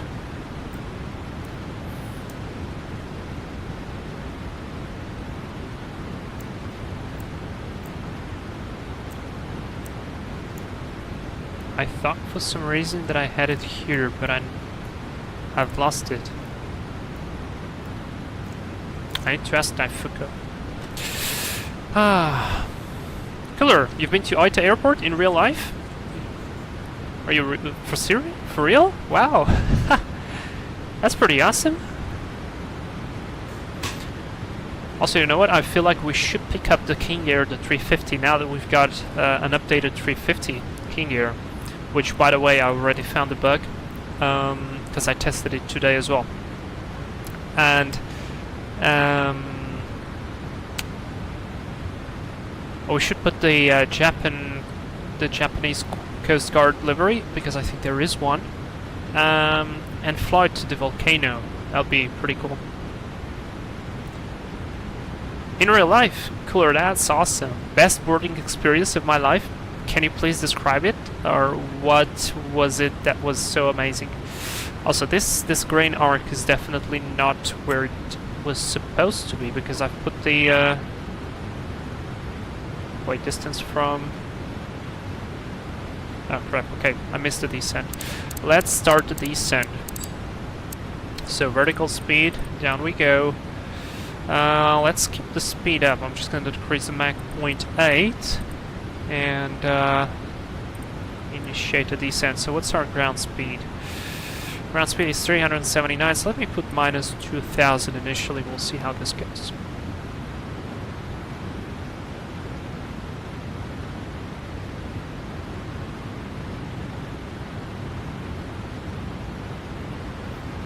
Alright, Manrats, do you have the 300 freighter? No, but I intend to get it in the future. But not yet. Right, I kind of missed the descent there. That's totally my mistake. So let's initially set 8,000 to make sure that we comply with the above 8,000.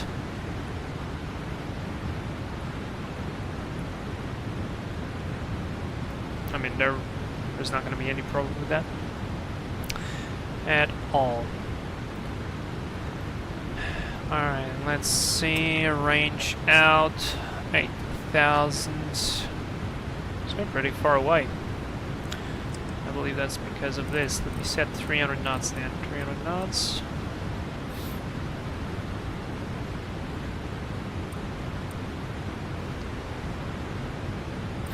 And let's increase the vertical rate a tiny bit.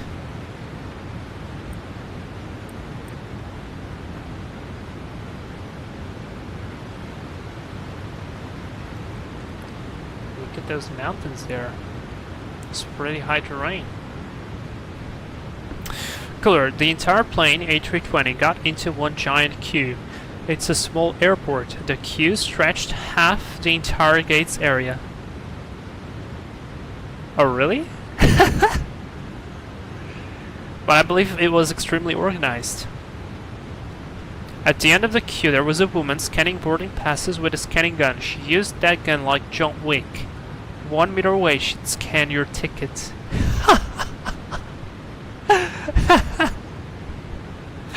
That sounds incredible.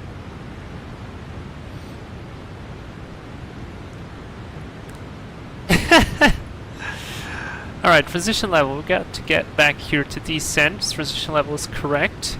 Let me see if the speeds changed. Yes, they are. And I, of course, missed the descent checklist. So let's see. Pressurization landing altitude is set 620. Stop sign is on. Recall checked. Nothing. Auto brake 2. Landing data. We've got VREF 136. We're going to be +5, so 141. Minimums 801 is already set.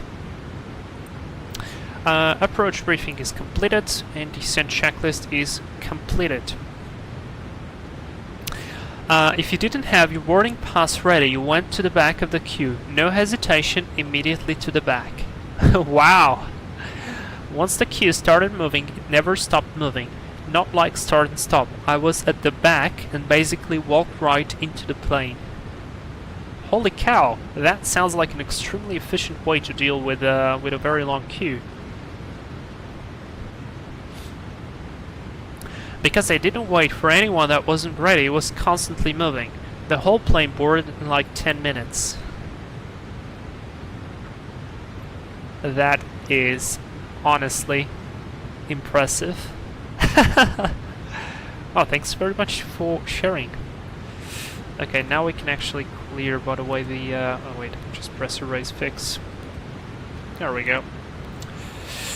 Alright, so we need to make an extra calculation now. We are at flight level 220 roughly. We need to be at 3, so 22 minus 3 is 19. 19 times 3 is going to be 30 plus 36, 66. 66. And we had 40 miles until Casma. So 26 miles from Casma. Actually, let me just still keep the fix there. 26 miles to Casma, we're 5 miles, we are still a little bit high. We are still a little bit high. Alright, so I need to do this, and I need to do this. And then I'll accept the speed. I'm gonna have to use the headwind to our advantage. And save some fuel as well. That said, we had to pay like $400 in overweight fees, so next time take the train. Oh Jesus Christ. 400! How much overweight was it? That sounds like a lot overweight.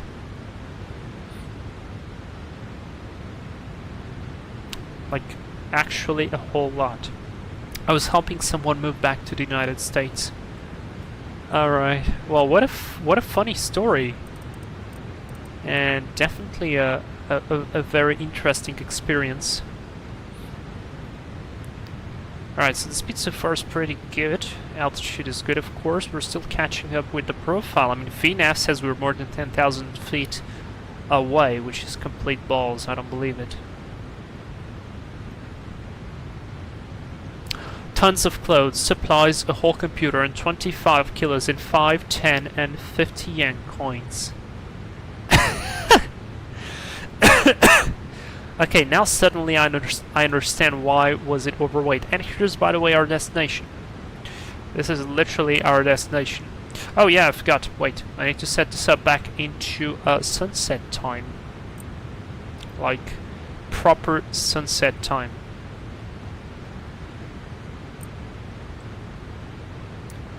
Perhaps like that.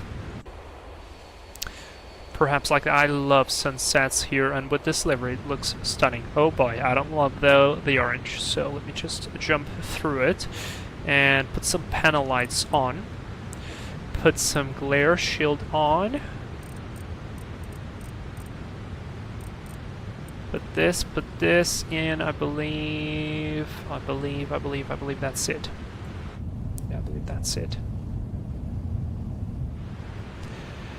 Okay, we are approaching our transition level. Speed is now starting to increase. We still have a little bit of space, not much space though, to get below 240 knots. So I'm going to put 220 here. And I'm going to have to use a bit of speed brakes. Yeah, now I feel like we're high.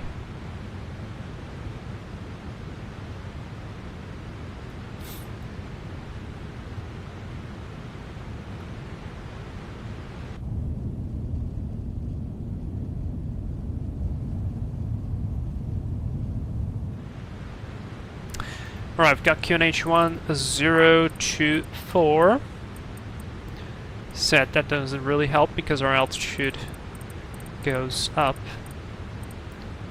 Set 1024 and cross-check the pro checklist. Altimeters QNH1024 set, cross-checked. Nav aids, we've got ILS 109.3 and 072 on the course. Pro checklist is complete.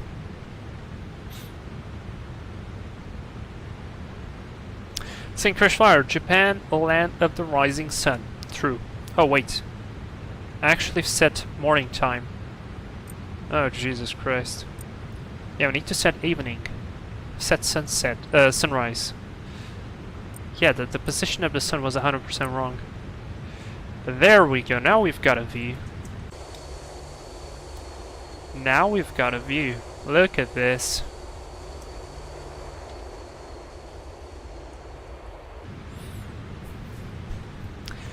Alright, I need more speed brakes.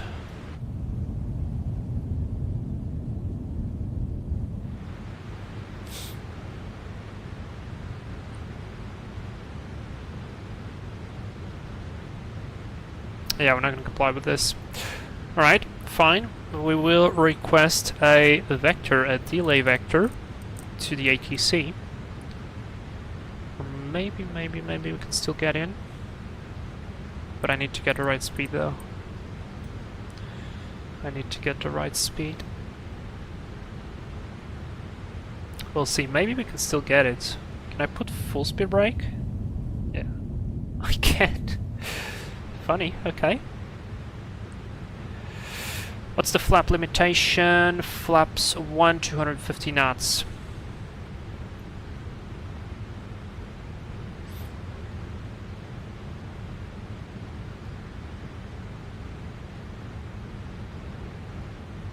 Yeah, okay. After all, this airplane actually does fly quite a lot. Let's go flap 1.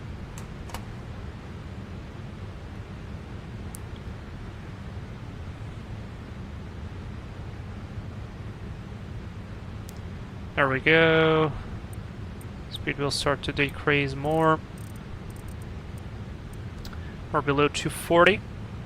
And 10,000 lights on, wing and logo. Oh yeah, with the speed brake up, I don't know why, but the views actually move. That's very weird, but whatever. Alright, 210 is our next speed. I don't think we're gonna comply with that. So I might have to do a bit of a heading here. Let's see. 3,000. Yeah, let's do heading select. Let's delay ourselves a tiny bit.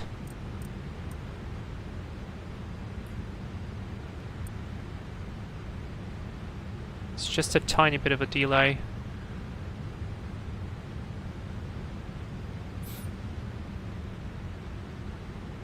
Actually, perhaps we could still get in. No. Alright, we'll do the delay vector. No big deal.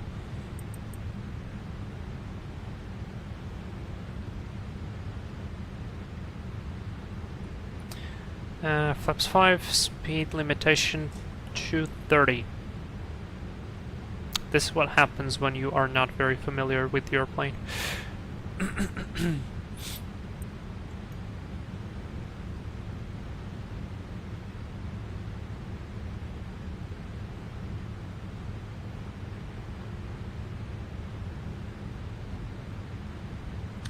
I want to get at least 5 knots below the flap limit speed. There's 225, speed is checked, flaps 5.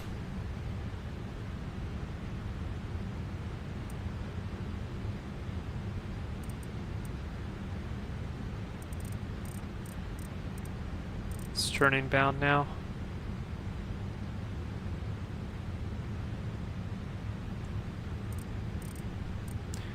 Alright, Mizmi, Hinak.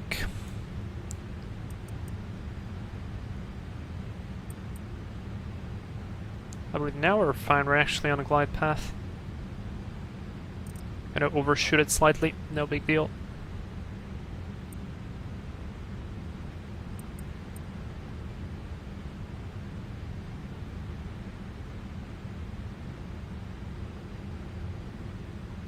See if I hit approach, is this gonna overshoot it? No, dude, you have to continue going left. Ah. I really thought it would keep turning. Yeah, now we're looking good. Alright, decrease the speed brakes. Or remove the speed brakes completely.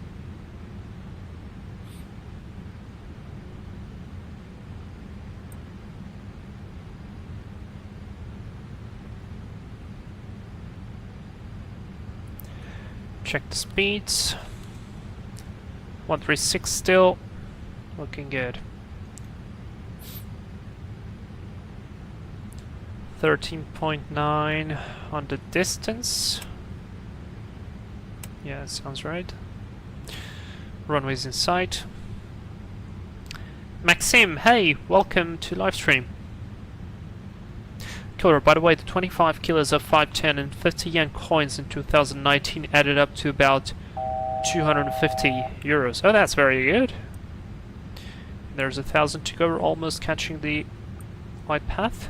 Decrease the vertical speed even more.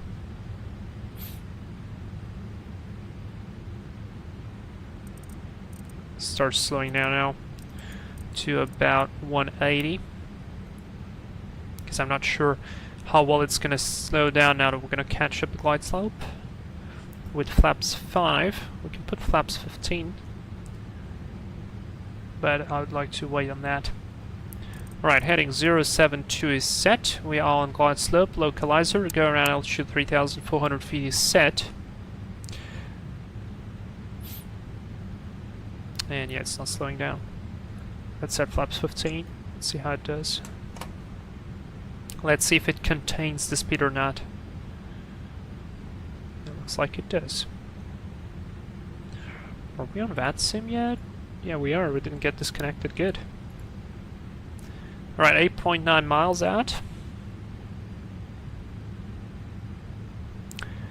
So 2,500, which is gonna be 3,100. I'm gonna put the gear down. I want to be a little bit stabilized early than necessary. It's looking beautiful, by the way.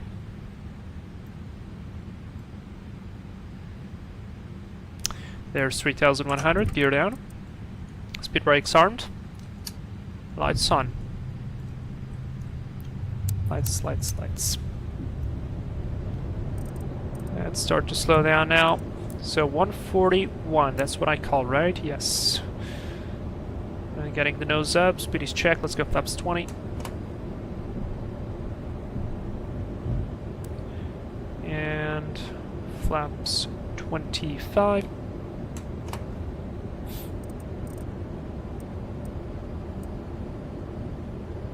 Yeah, once you get the gear down, it's pretty quick. 141. And flaps full. Landing checklist. Cabin secured, speed brake lever armed, landing gear down, 3 green, flaps 30 indicated. Landing checklist is complete. Gear and altitude is set. So let me hand fly it a little bit. How's the wind looking? So crossed from the left, 6 knots, 5 knots, gonna be pretty low, so autopilot off, out of throttle off. Let's enjoy a bit of hand flying. 141, speed is a bit low, correcting. I still haven't trained properly how to land this thing, but I believe it's a jet, so mostly the same. But I feel like it's a lot more stable than the 7.5. The 7.5, if you would play with it too much left and right, you would get it unstabilized fairly quickly. We're slightly above correcting. Hit the like button, by the way. Keep forgetting to tell you that, but it really does help. Alright, remember 801 are the minimus. I wonder if it's gonna do anything or not, but I just noticed I've put the mark there, so slightly below correcting. 1,000. That's checked. Oh, it's looking more beautiful than I was anticipating. So glad I put the time back. Still slightly below correcting. Check power. Okay, I'm still not very familiar with this one.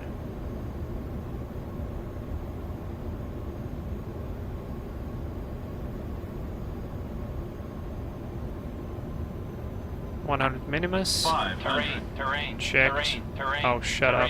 terrain. Minimums continue. Minimums. Oh, right, so it gave the call. That's the standard 200, I believe. 100. 50. 40. 30. 20. 10.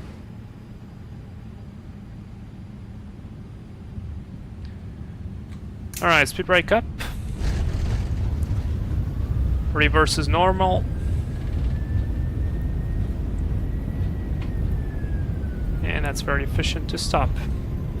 Let's vacate on the next one. 60 knots, reverses out.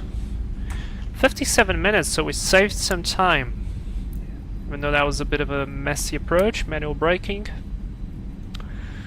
Start the APU. Chrono on.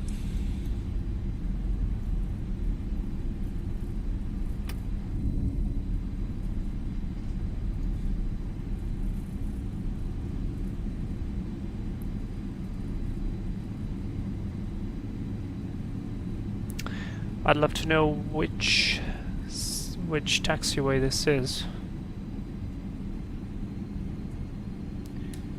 Yeah, it wasn't terrible. You guys wanted to elect to what was the airport, Fukushima? I think it was it. Clear left, clear right. There's no one here, so let's go. These lights off, this off, this off, this off. Actually, logo lights on. Transponder altitude off. Speed brakes out, flaps up.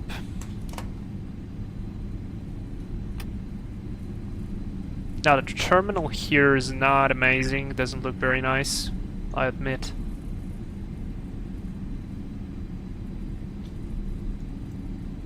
Looks like barely doing any lights, but we are. Interesting. Let's park here.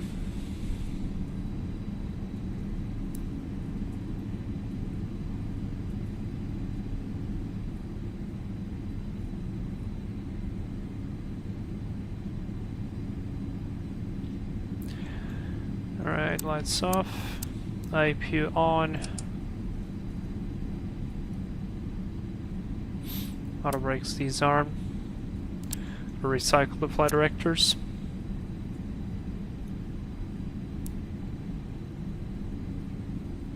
Yeah, we have no parking line here. It's telling me to go to the right, now to the left.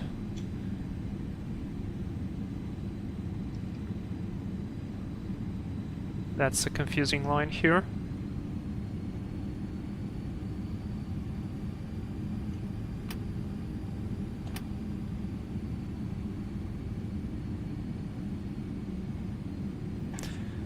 Alright, parking brake is set, lights are off.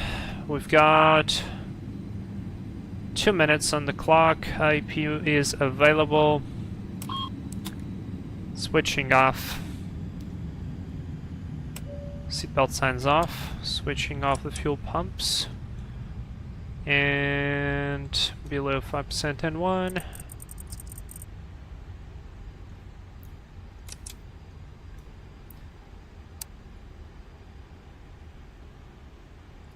Beacon light off.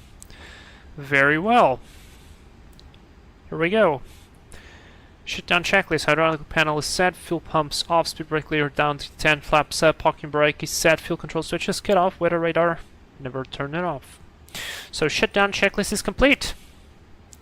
That was weird. Let me see if I can now get the jetway. No, it's still not available. Weird.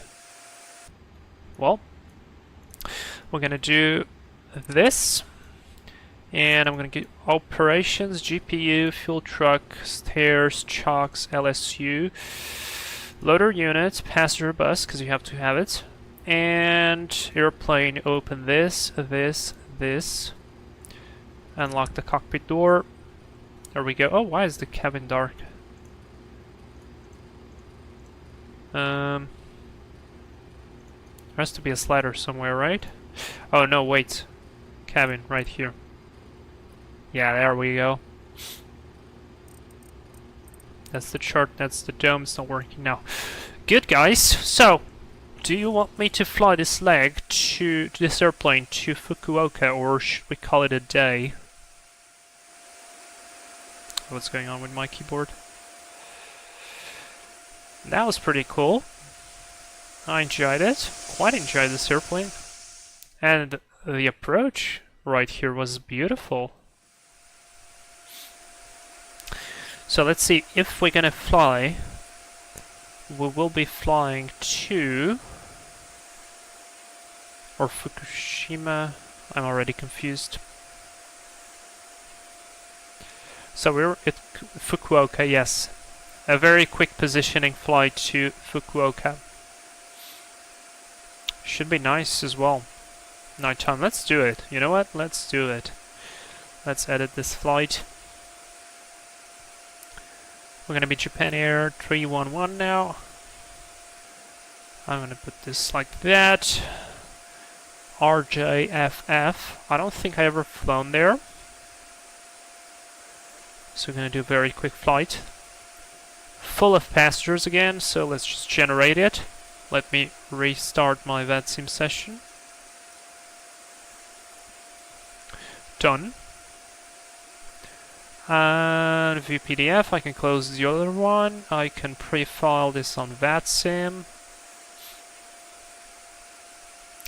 Sign in. Off block time, yeah, it's going to be different. It's going to be 18. I'm going to put 18. 18. Oh, come on. 18. Still 35. I'm going to do this quick. Flight level 300. Are you crazy? Alright, let's try. File the flight plan. Boom, done. Let's go load the rest of the stuff. The FPS though is being very good now. Alright. So, payload, fuel 9.2. So 9.3, that should be enough.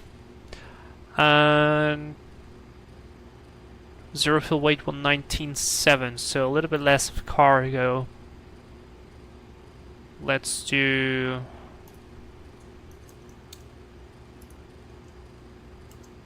yeah, that'd be good. I'm gonna do retouch load. Would need to change the CG though. Or actually 33, no, 33 is fine. 33 is fine. Let's go route. RJ.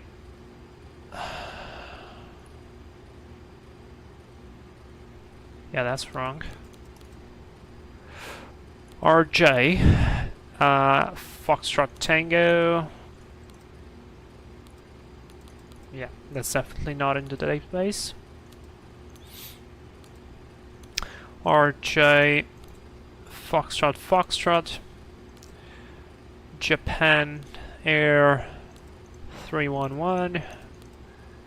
Flight number set. Departure runway 07, believe. I believe. No. I started my editing software by mistake. Ah, Jesus Christ. Okay. Flights. Let me unload this flight and let's import the new flight.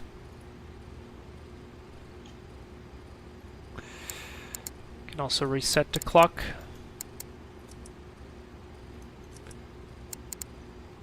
And reset this one. 1 hour and 11 minutes. Alright, so what did he give me? SIDs. Iruka 2 departure. I believe we could do that. Sim Brave. No, Hinag 4. Alright, pin that. So Hinag 4 out of 07. Yep. Route. Let's do activate, execute, next page. Yankee 252 to Yankee 25. Gokyo, yep, and then Iskup. And that will be index arrival, expecting runway 16 left. ILS via Iskupe. And we'll see what's gonna be the 16 left, right? Yes. No, not via Antix. Or it could be via Antix, so I'll put that execute route. Next page. Actually, I'll go through the legs. Plan mode. Check this out. Basically a back turn. Step, Hinag, Akyu, Rapku, that's correct.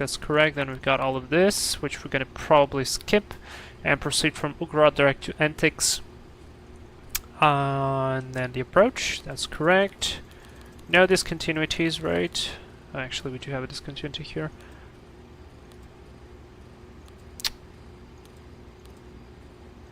Still gives me the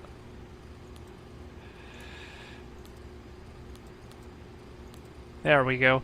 Alright, step by step is good. Init ref.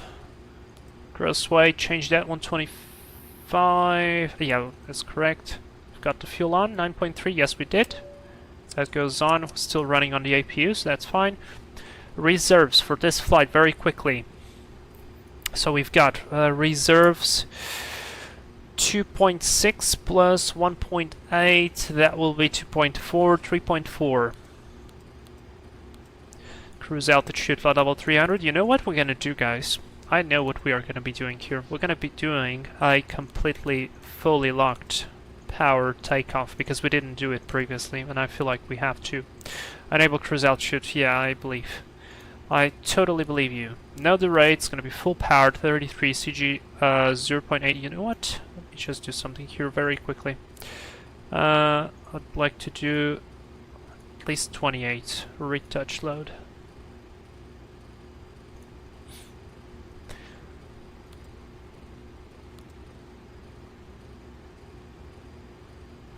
Okay, while it does that, 28, 36, 44. It's gonna be 44 here and there. I'll nav that. Let's see what's gonna be our initial.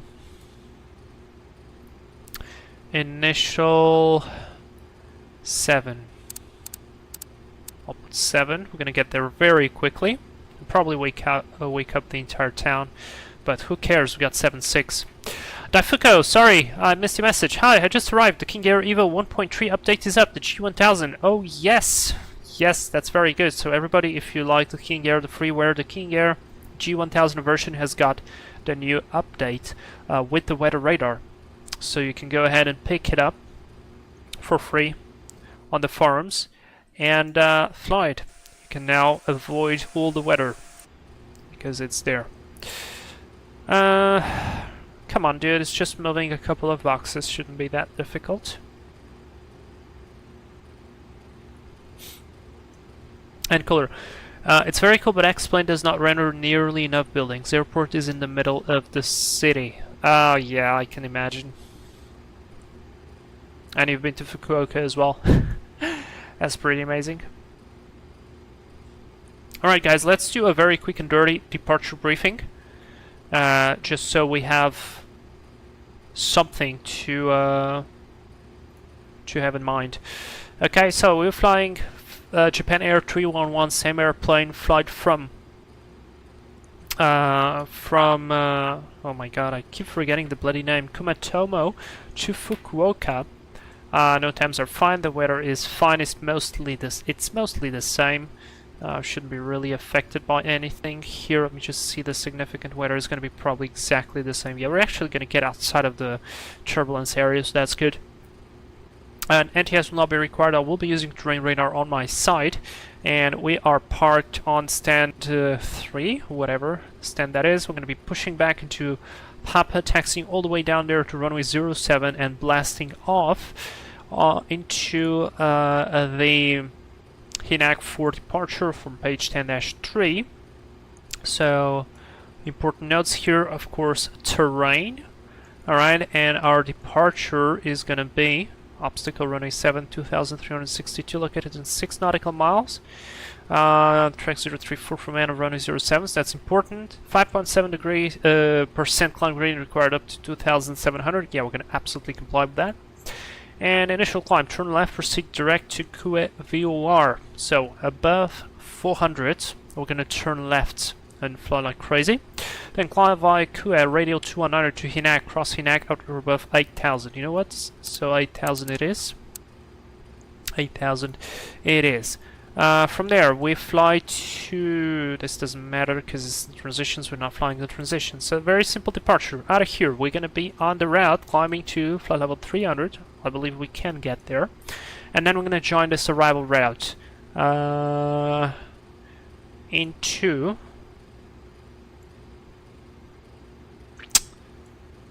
Fukuoka, but stand by with that. Runway and wind is going to be 07. We're going to do flaps 5 full power. We've briefed the departure, no special considerations, and it's going to be a normal arrival. Let me just reset the CG here. Speeds are the same, 28. Speeds are the same that before the trim, 28, 36, and 44. And now I'm jumping straight for the arrival briefing because it's going to be a very short flight into Fukuoka. Weather is looking good. 1504, no clouds detected. Temperature 81024 for the QNH, and we're going to be arriving via the Hanak Echo arrival, page 10-2. Transition level 140, RNAV 1 or DME, DMEI, etc. or GNSS required. We comply with that. Radar service and Hanak Echo from Hanak to Amo to Kea to Ugrot at 8,000. It's so mandatory Ugrot 8,000. And from here, what I'll do, I'll skip to NTIX because we do not have any traffic control, unless we will have the traffic control, but I will skip this point and proceed direct to NTIX, or we could just do from Kia to NTIX as well. So we'll see how it goes. NTIX above 2000, and from there we go to page 11-1 LILS, or localizer runway 16 left. So final approach fixes at 2000, final approach course 158, 100, sorry, frequency 101.7, minimums 215. Could pre-select that already. Right here, so about there. Actually, here. Yep. And what else? We're gonna see the landing configuration and auto brake on the descent. That's gonna be the only thing we will be having left to brief. Alternate fuel is calculated, or alternate is I mean, we should not really need it, so I'm gonna skip that. Alternate is this one, Nagasaki. Weather is fantastic there as well. I'll be using probably auto brake 2 and reverse. No overweight, no weird stuff. So that's the full briefing complete. And because we've got the weights and all that stuff already, I am still on APU power. Yes, I am. Very good. So I'm going to remove all. Airplane, close all. Close the cockpit door. Beacon light is going to come on. Seatbelt signs are on. And let's go. Pre-flight not required before start checklist. Fuel, 9.3 on board. Balance, passenger signs on. Windows locked. MCP, we've got V2 144, heading 072. 8000 set, LNAV, VNAV, arm, takeoff, thrust, note, not assumed any temperature, full power, takeoff, and V-speed's 28, 36, 44. City pre-flight complete, rudder and aileron trim is 0 and 0, taxi takeoff brief is complete, flight door is closed and locked, red anti-collision light is on, before start checklist is complete.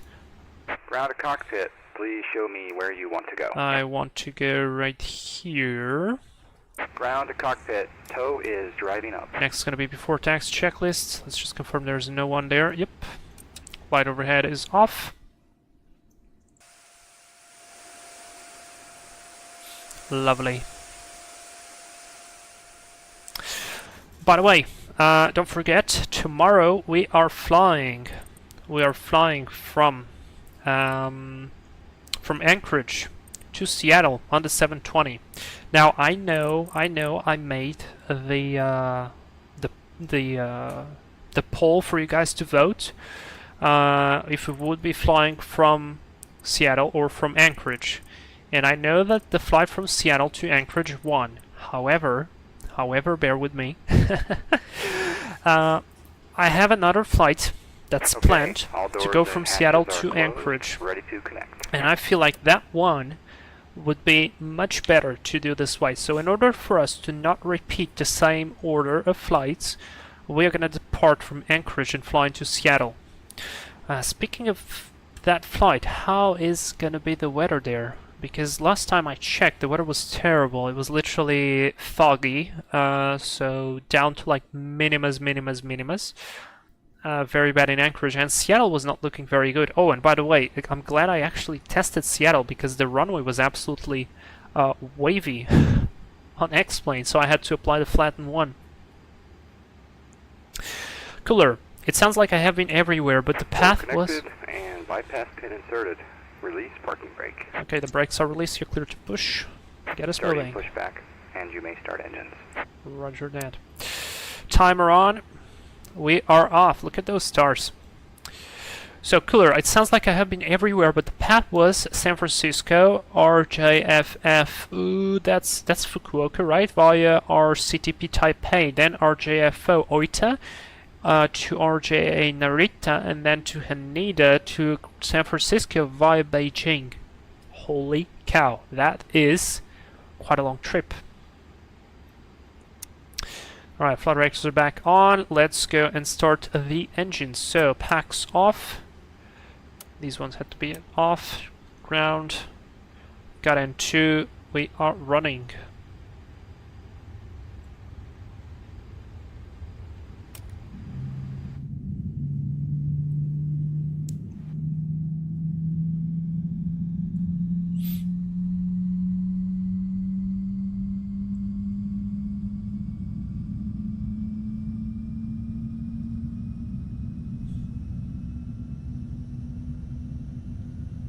The runway is quite bumpy here, so it's gonna be interesting getting out. That's a good start, starting 1.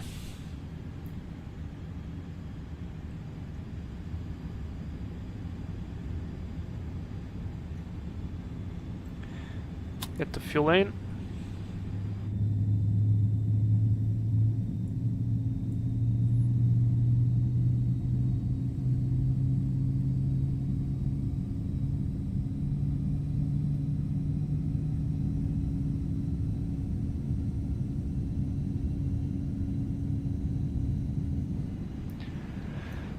That is lovely. Let's wait for the engine to be stabilized.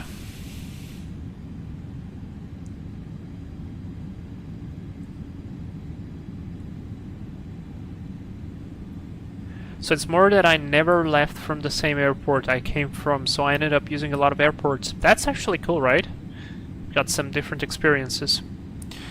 Alright, APU off. Auto. On. I leave the APU there, and let's go. Auto brakes, RTO, flaps 5. Really like the flap sound. Jesus Christ. I moved my cursor to another preview, and for a minute I thought that the X-plane had crashed. Jesus. That's such a fast start.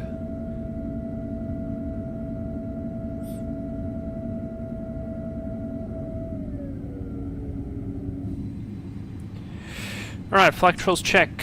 Full up, full down, neutral, full left, full right. It doesn't really go all the way to the end. Interesting.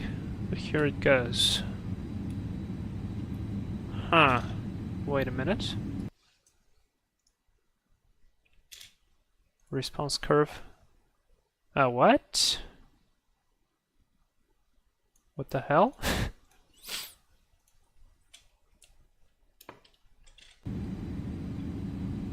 Okay, now we got full response curve. Did this? Yeah, this was... Operation complete. Set parking brake. Brakes is set to clear disconnect. This was definitely happening before and I didn't notice it. Stand by. Rudder full left, full right, neutral, flight controls are checked, recall is checked. Before taxi, NTI is not required. Isolation valve. I believe this one should be off. Still get the air there.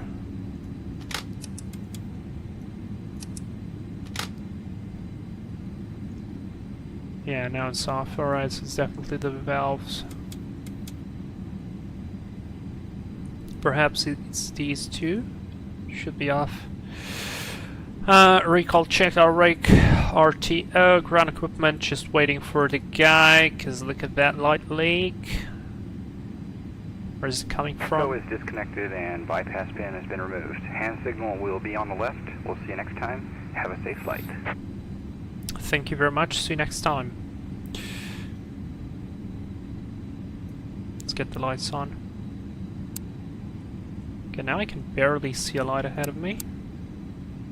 There we go, that's better. What if I use this one? Oh yes.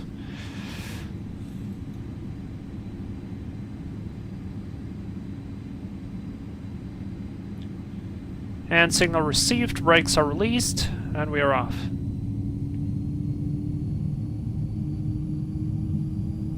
Brakes checked.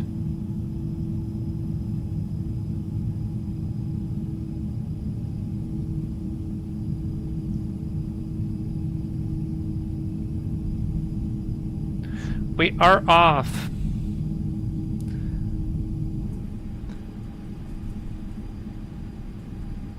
It's funny they don't have the lights for the taxiways. The weirdest flight was Tokyo to San Francisco. I departed at 19 and arrived at 19:30. Oh yeah, because you have to cross the time zone. Oh wow. Oh yeah, that must have been interesting, for sure. Ah, look at that view. with the mountain on the back there, with the lights in the sky, and it's beautiful weather in Japan. I don't think we ever catch this clear sky in Japan. When we flew here, it was always somewhat cloudy, somewhat weird, somewhat rainy, somewhat something. It looks really good now. Alright, let's go. Before takeoff, checklist. So takeoff briefing. Straight ahead until 400, left-hand turn into the VOR and then proceed direct to Hinag. From there, we'll be climbing. We have to be above 8,000 feet. Packs are auto, flaps 5 degrees set. Stabilizer trim. Oh yeah, that's not set. 1.6. 1.6 is set. Speed brake lever is down D10. Flight controls were checked. Cabin will be secured before takeoff. Checklist is complete. Cabin crew, seats for departure. We are rolling. Brake temps are good. Everything is good. Terrain radar is on. Get the zoom range in.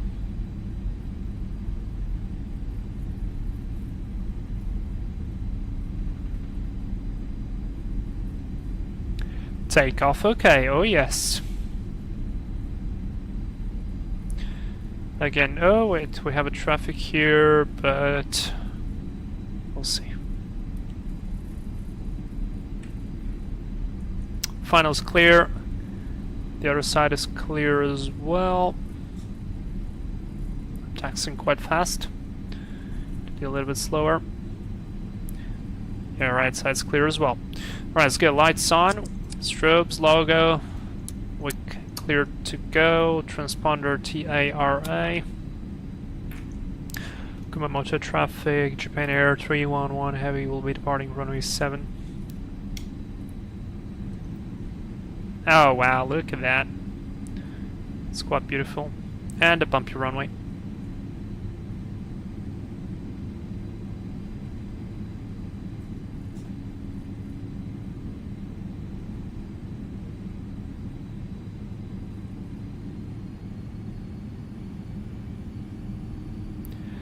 Alright, you guys are ready? What a beautiful sight. Let's go. Stabilize to 40. Clock on. Takeoff.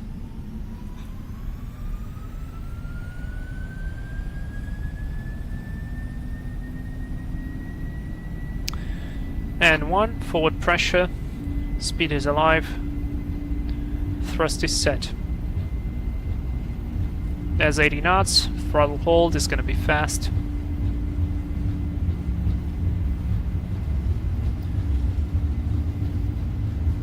V1.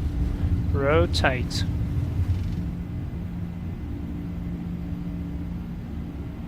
Positive climb. Gear up.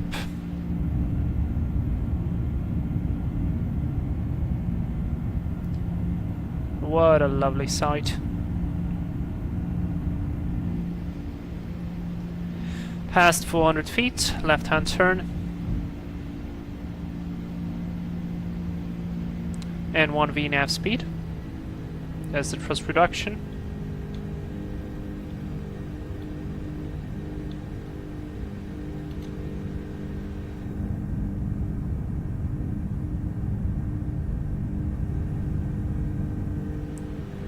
Absolutely lovely. Speed check, flaps 1. Oh boy, that was a bit too much. And flaps up. I want to see the views, so pardon me, autopilot. Lights off. I want to enjoy the views.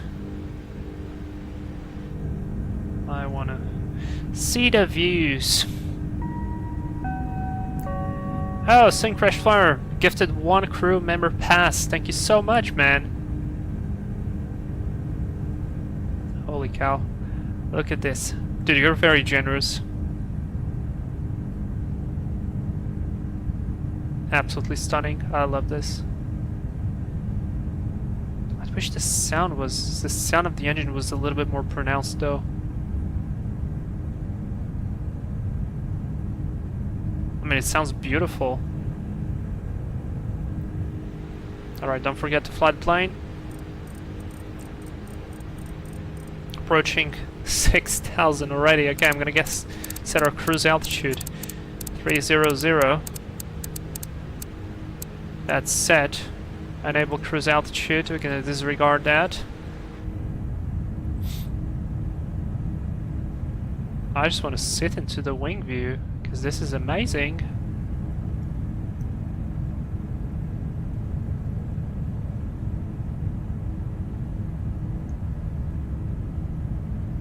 There's the airport down there.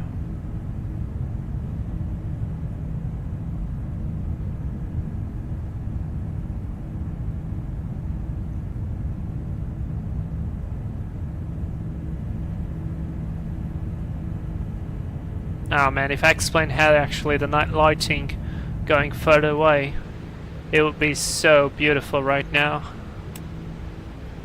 Not that it's bad, but it could be so much better. 10,000 feet, lights off, wing and logo lights off. Off takeoff checklist. Packs auto, landing gear up and no lights. Flaps are up, altimeters for now 1024 set. After takeoff checklist complete.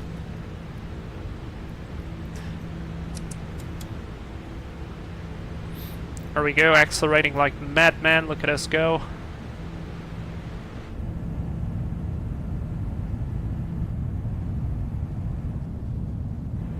Outside view. I don't know why, but this sound, it feels like the airplane is extremely powerful and going very, very fast. St. Crash Flyer Night looks better than Microsoft Flight Sim. It depends. I think it depends a lot. Like, if you get closer to the ground, it kind of depends, but yeah, from my little experience of night flying, this is very much what it looks like. Like, if you're looking down, where it's lit up, you see that. Where it's not lit up, you literally see that. There's nothing.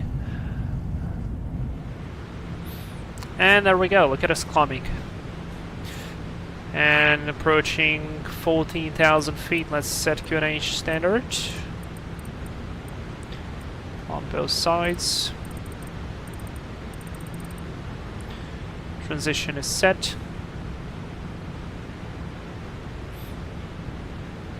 Climbing 5,000 feet a minute. Color. The new Modern Lights mod makes the lights at least on par with Microsoft. I have that mod installed. That's why it's not all orange. I have a lot of whitish. And I have the Japan mod as well installed. But yeah, that departure was looking amazing with that subtle blue sky. Absolutely crazy. Alright, very good. Oh man. I'm gonna kill the flight attendant there.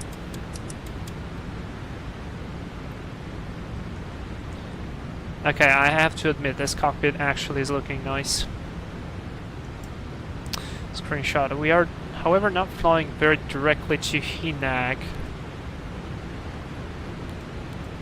Oh, we're still on whatever radial. Let's correct that. FMC message, that's corrected.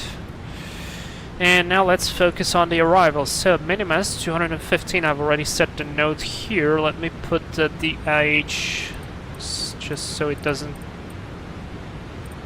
scream on me. So let me put 230. And frequency 111.7 on 158. Auto brake 2. Approach, flaps full. That's all correct. Ground altitude will be 6,000.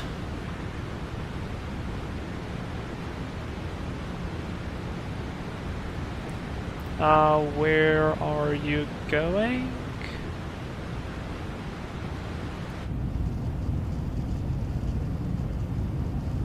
And the little rattle actually sounds interesting.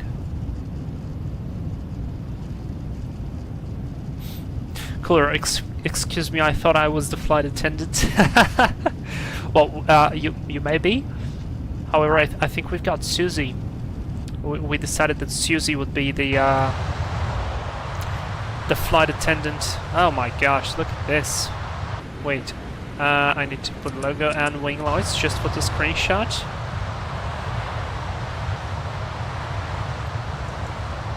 There we go. Or at least the logo lights.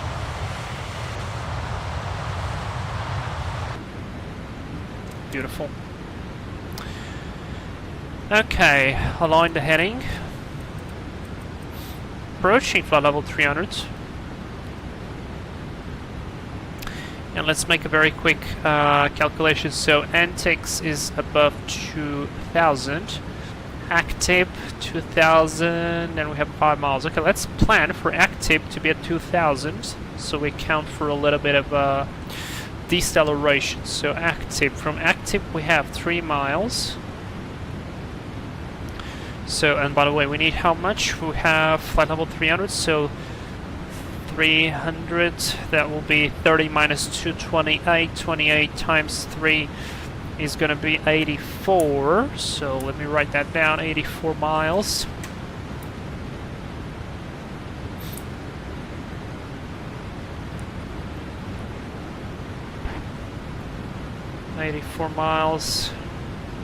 And so we've got 2 miles here, and then this is going to be about 15, so 17, 18, 20, 28, 38, 48, 48 from Hanok. So 48 Hanok. And we need 84, so that would be, that's 1,000 to level. We need vertical speed immediately. Oh, never mind. Speed out capture VNav then. Kind of missed that. What a rocket ship.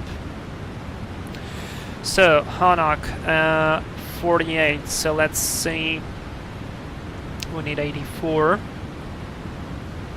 so 36 from Hanok.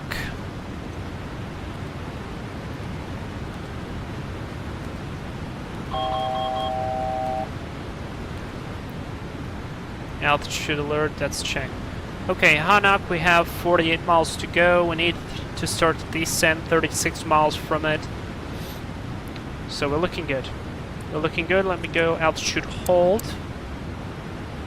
Speed altitude hold. What the hell was going on there? Mach 81. Yeah, that's all good. What's going on with the autopilot?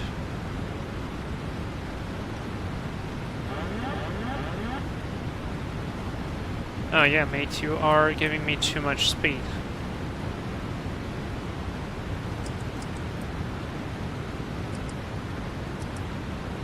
Do flight level change, perhaps.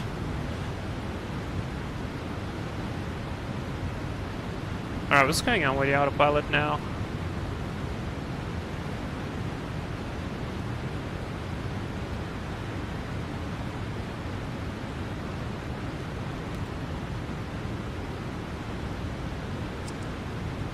Flight level change. Max 71, Mach 80. So 45 miles to Hanok, we need to be at 36, so we have 9 miles to go. Oh, I believe the engine is slow to react, and because of that, we had an overspeed, and that's why it started oscillating. Oh, interesting.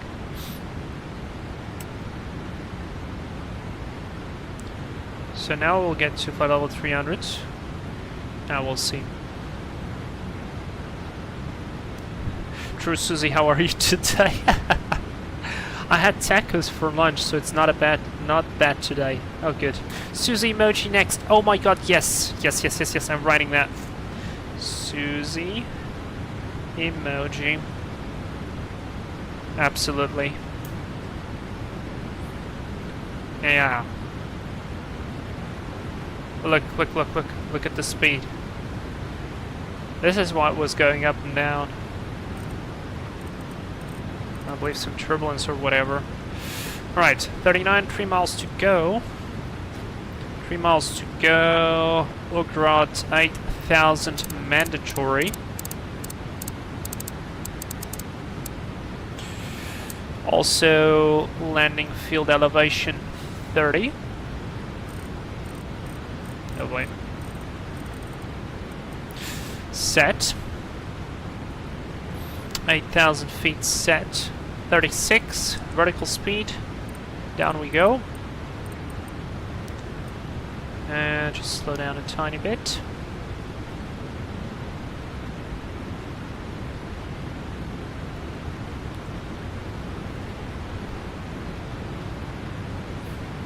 Yeah, get the power down, please. Power down, power down. Ground speed 483.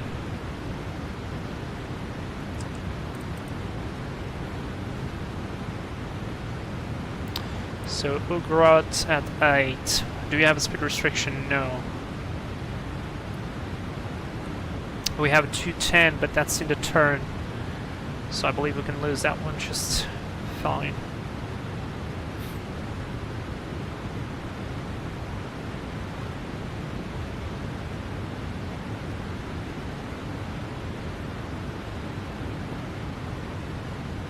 Still feels like we are slightly high. We'll be monitoring that.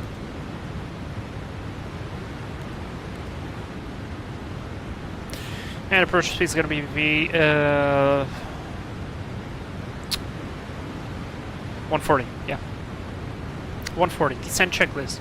Pressurization landing altitude is set, seatbelt signs is on, recall, we're going to check that now. Done, auto brake 2, landing data 134, flaps 30, minimums 215 set. Approach briefing is complete, descent checklist is complete. Yeah, this was a very quick flight, which was the point, right? Alright, 14 minutes, we're already descending.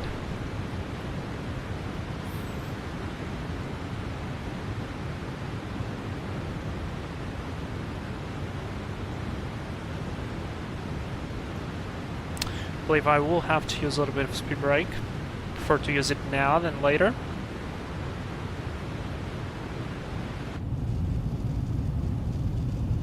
Man, the rattle is so funny.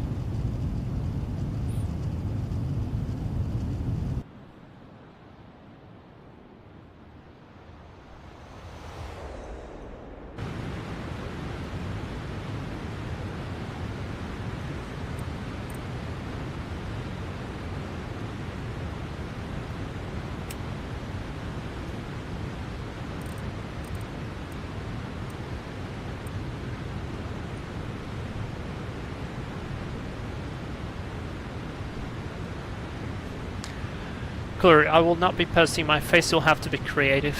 Yes. Don't worry about that. I think I might just do like, ride it like Susie or something.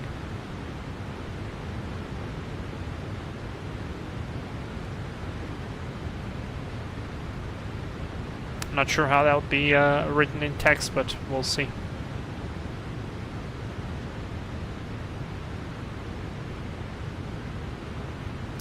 So still no ATC, let me confirm that. Yeah, no ATC, alright. Mate, we are already not on the cruise, we are in the descent phase.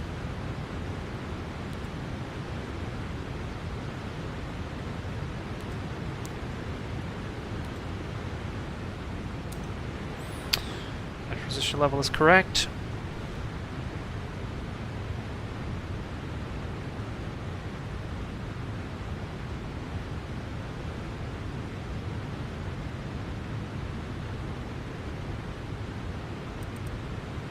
And the wind has dropped significantly, literally halved from the flat level 300.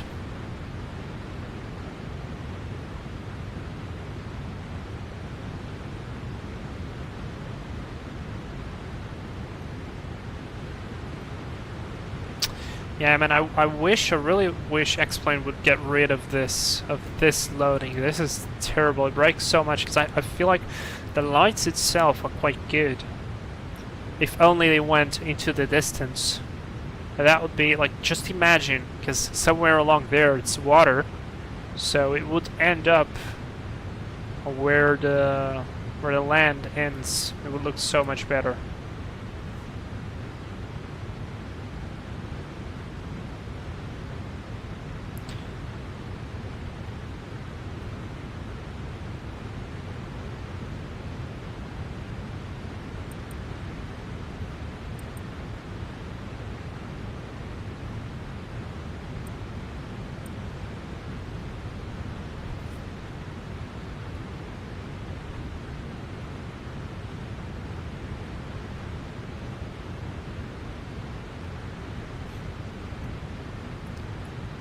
Keep the speed brakes.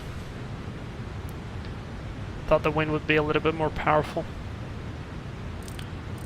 Set back to 240. QNH was 1024. We are approaching transition level.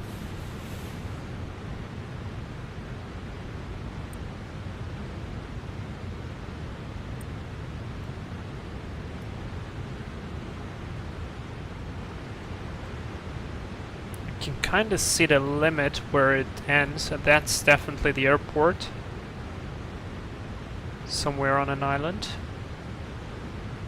Yeah, there's a runway. But that's not our airport, that's something else. It's funny because we can see the lights on the houses on that farther islands, however closer, not so much.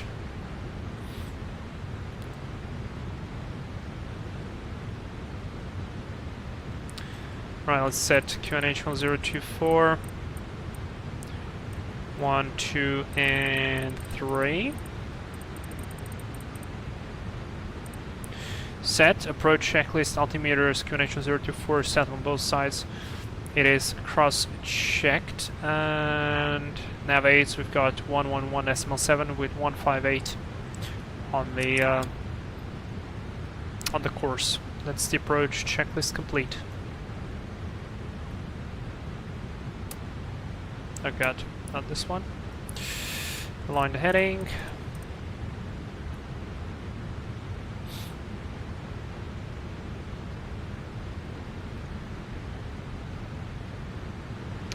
Now, no ATC, so let's do the plan. Antics. Like that. Execute.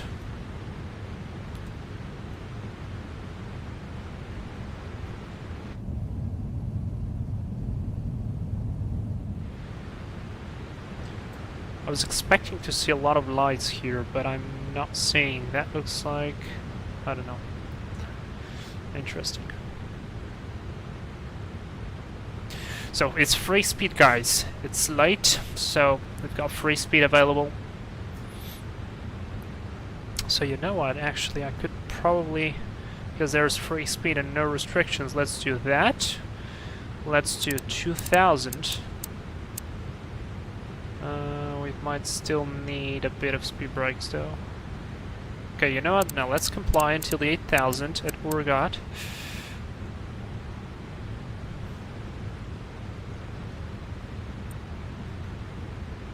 And from there, we're going to manage accordingly.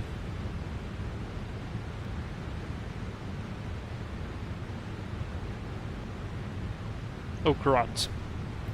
Urgat, not the other way I was saying. Approaching 10,000 feet.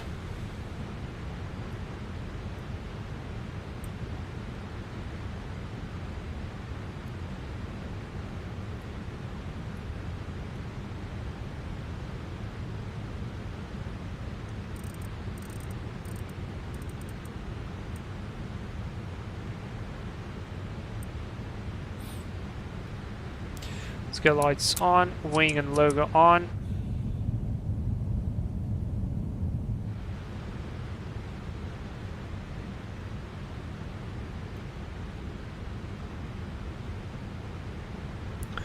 Now I can just select to 2, so I will surely comply with that one.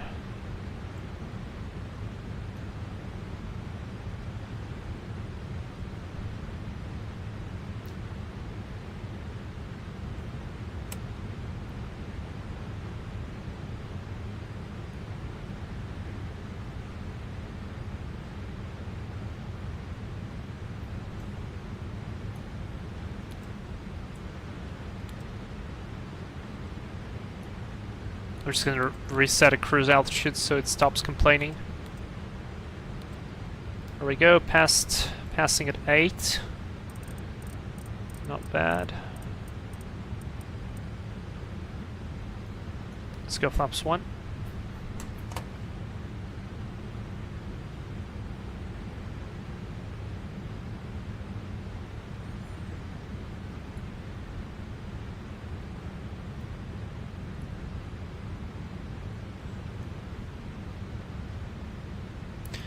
Add MOP. We want to be there at 2000.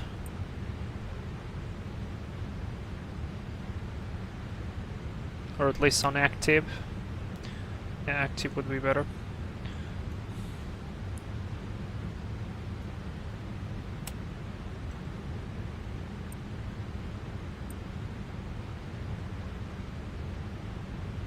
And then we'll have 5 miles to slow down. Even more.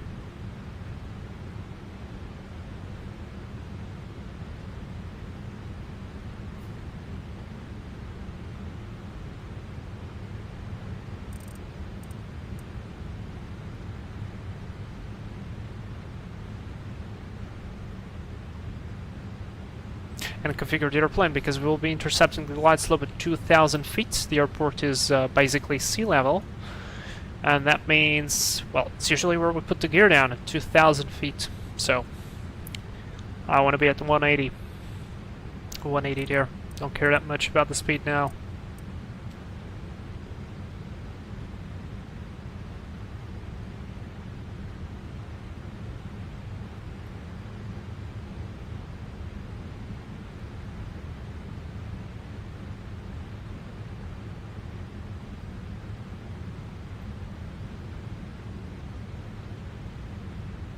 And from 230 to 180, that's 5 miles slowing down, so more or less right. And from active to add move, we got 5 miles exactly, so we're looking good. Yeah, this airplane does glide a lot, in fact. Perhaps that VNAV is actually correct. I mean, like on the A330, we start way back compared to the normal 320 calculations.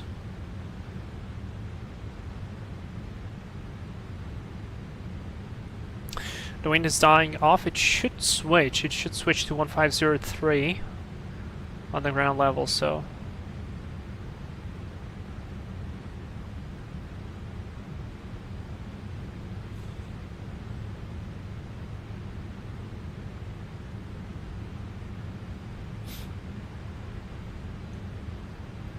floating ship as the airport. Oh, I was expecting some more light. There's a lot of buildings there.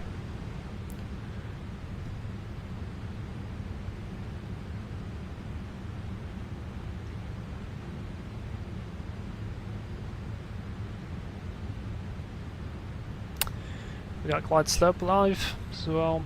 I mean, the indication is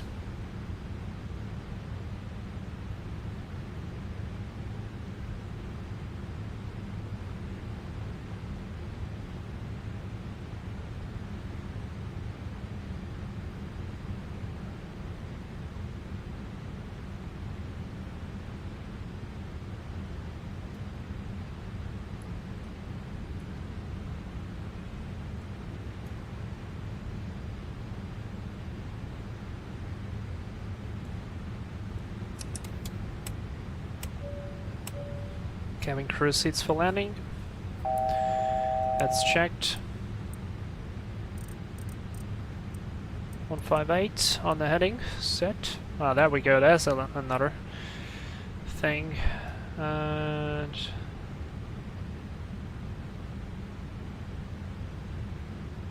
I'm gonna remove the speed brakes.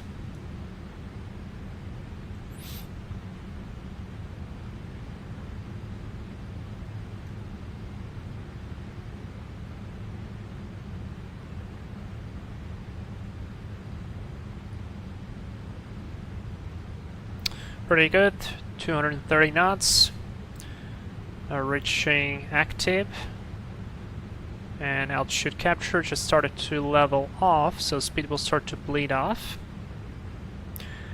And now we've got 5 miles for the speed to bleed off to 180, and that seems perfect to me.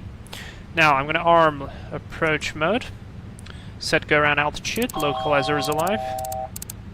6,000 feet. We do have some terrain around us. Let me ahead. 3 miles. Speed is bleeding off beautifully. Skill speed is... oh no, we can wait a bit more. Let's go flaps 5. Speed check, flaps 5. They do take some time to deploy. And let's go flaps 15 probably as well now. Glide slope alive.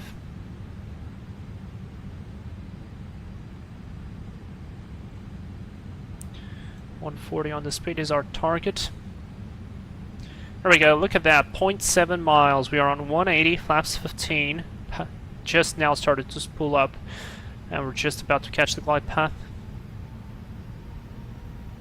Let's go gear down.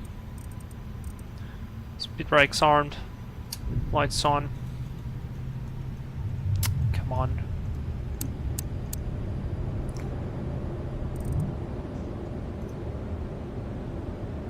Flaps 20.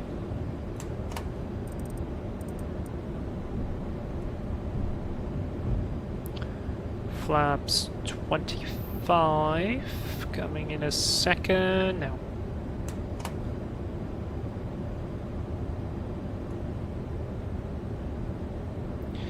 And flaps full. Coming up. Landing checklist. Cabin secured. Speed brake lever is armed. Landing gear down 3 green. Flaps. We've got 30 indicated. Landing checklist is complete. Look at this view. Oh yes.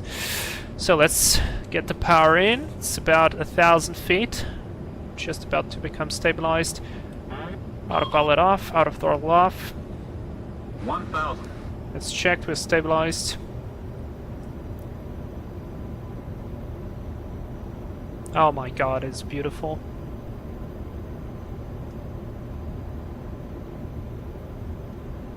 Alright, it was worth the flight.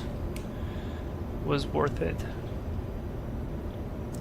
Yeah man, like, the approach wasn't looking very nice, but now that we're here, it is looking absolutely stunning. On speed on profile, a bit fast correcting. The wind has dropped literally to 0, interestingly. Which I don't mind. 500. Check. Runway seems a little bit bumpy. That might be just my my perspective. A bit low, correcting. A bit of extra speed, so I'm just gonna trade the airspeed for the path. There we go, back on track. Minimums. Continue. Minimums are slightly lower actually. Yeah, the runway is definitely bumped. Oh, the airport is itself, it's actually... I hope we can land here. Should have checked the scenery, I didn't check it. 100. 50, 40, 30, 20, 10. No, the runway's going down. Speed brakes up. Reverse is normal. Alright, I need to flatten this airport.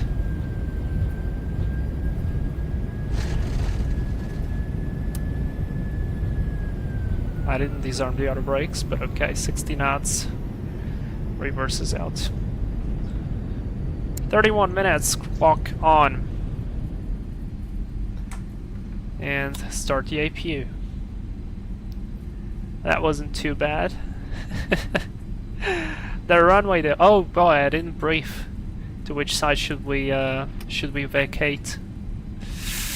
And I'm going into the domestical terminal. Okay, lucky me. Speed brakes up, flaps up, auto brake disarm, lights off, wing. Wait for the strobes. Clear right, clear left.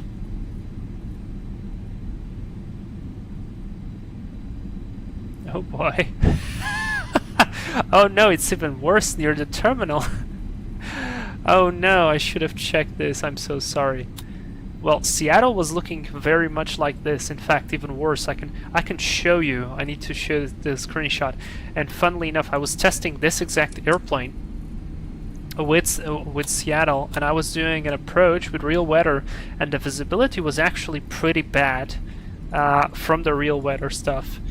And alright, I think we can get there. Let me show you what I did. Was very funny. So wait, let me park first maybe, and then we do it. So 1 minute on the clock. Let's get to the terminal. Alright, it doesn't look that bad now, but it was looking pretty steep there. Man, I like this airplane. Sync Crash Flyer, thank you so much. Maybe I will like the Phillies like this one in the future. Oh wait, I hope we will not... No, we will not hit. Felt to me like this area was going up very sharply. Yeah, I need to apply the flattened one on this area, because look, the ramp is all botched. We can watch the replay though.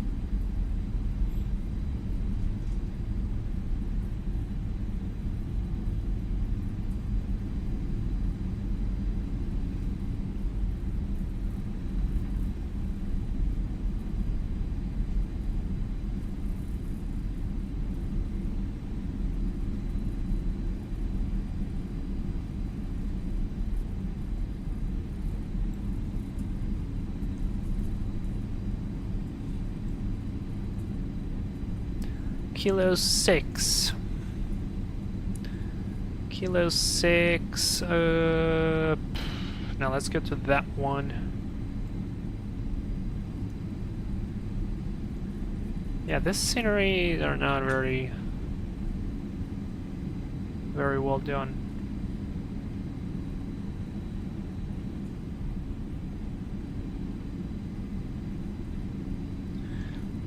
Gate 10 sounds good to me.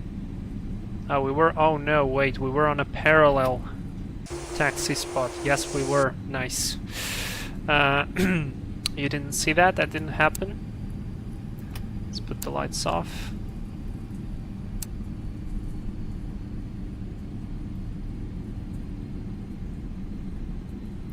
It's telling me to slow down. Nope. This is Japan Air 767. We always go fast.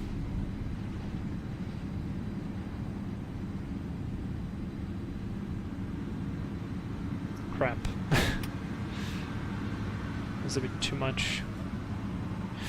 Alright, parking brake is set. I will not switch off the airplane just now. Let's watch the replay. Let's watch the replay, and then I'm gonna switch off everything. So we'll be the guy spotting from here. No, wait, stand by. We need everything on. It's gonna come back probably anyway. No, alright. Here we go. Yeah, it was a bit floaty, but the runway was going down, so that's my excuse. Oh, that was very good. That was properly good. I take that. Okay, here we go back into the gate. Now I need to switch everything off. Off, off, off, off, off, off, off, off. And we've got APU, yes, we've got APU, and we've got 4 minutes on the engines, so fuel cut off, and fuel cut off. Block time 54 minutes, 31 minutes of flight. Seatbelt signs off, fuel pumps off, beacon light off. Let's get the ground stuff on. Oh yes, look at this, we've got jetway, finally. GPU, gate config, shocks, LSU, loader unit, airplane, open, open, open. Light overhead, unlock the door. Transponder, standby, 7000. Shutdown checklist, hydraulic panel set, fuel pumps are gonna come off, APU off, it's gonna come off, IRS is off. Speed lever down to 10 flaps up, parking brake set, weather radar is off. Shutdown checklist is complete. I'm not gonna do the secure because we have to wait for the passenger to disembark, but I'll open the cabin door. Oh boy, that was loud. Alright guys, that was it. I hope you enjoyed this Japan Airlines 767 flight. 2 flights in fact, like I did. That was very interesting. And very cool. I hope you enjoyed that as much as I did.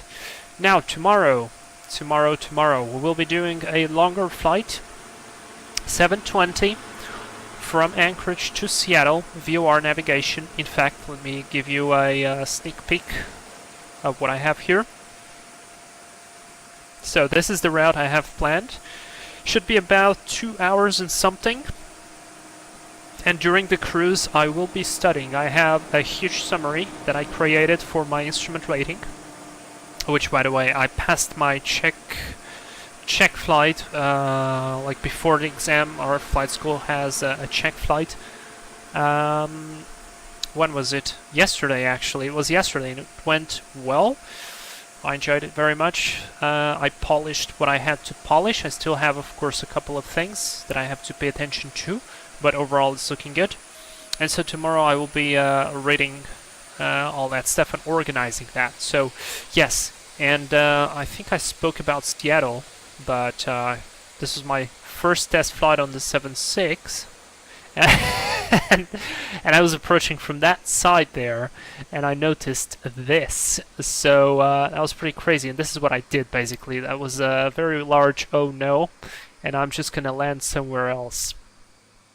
Anyway, I hope you enjoyed the stream, guys. Thank you very much for being here. We're gonna see you tomorrow. Have a great rest of the day. You guys are awesome. See you tomorrow. Bye-bye.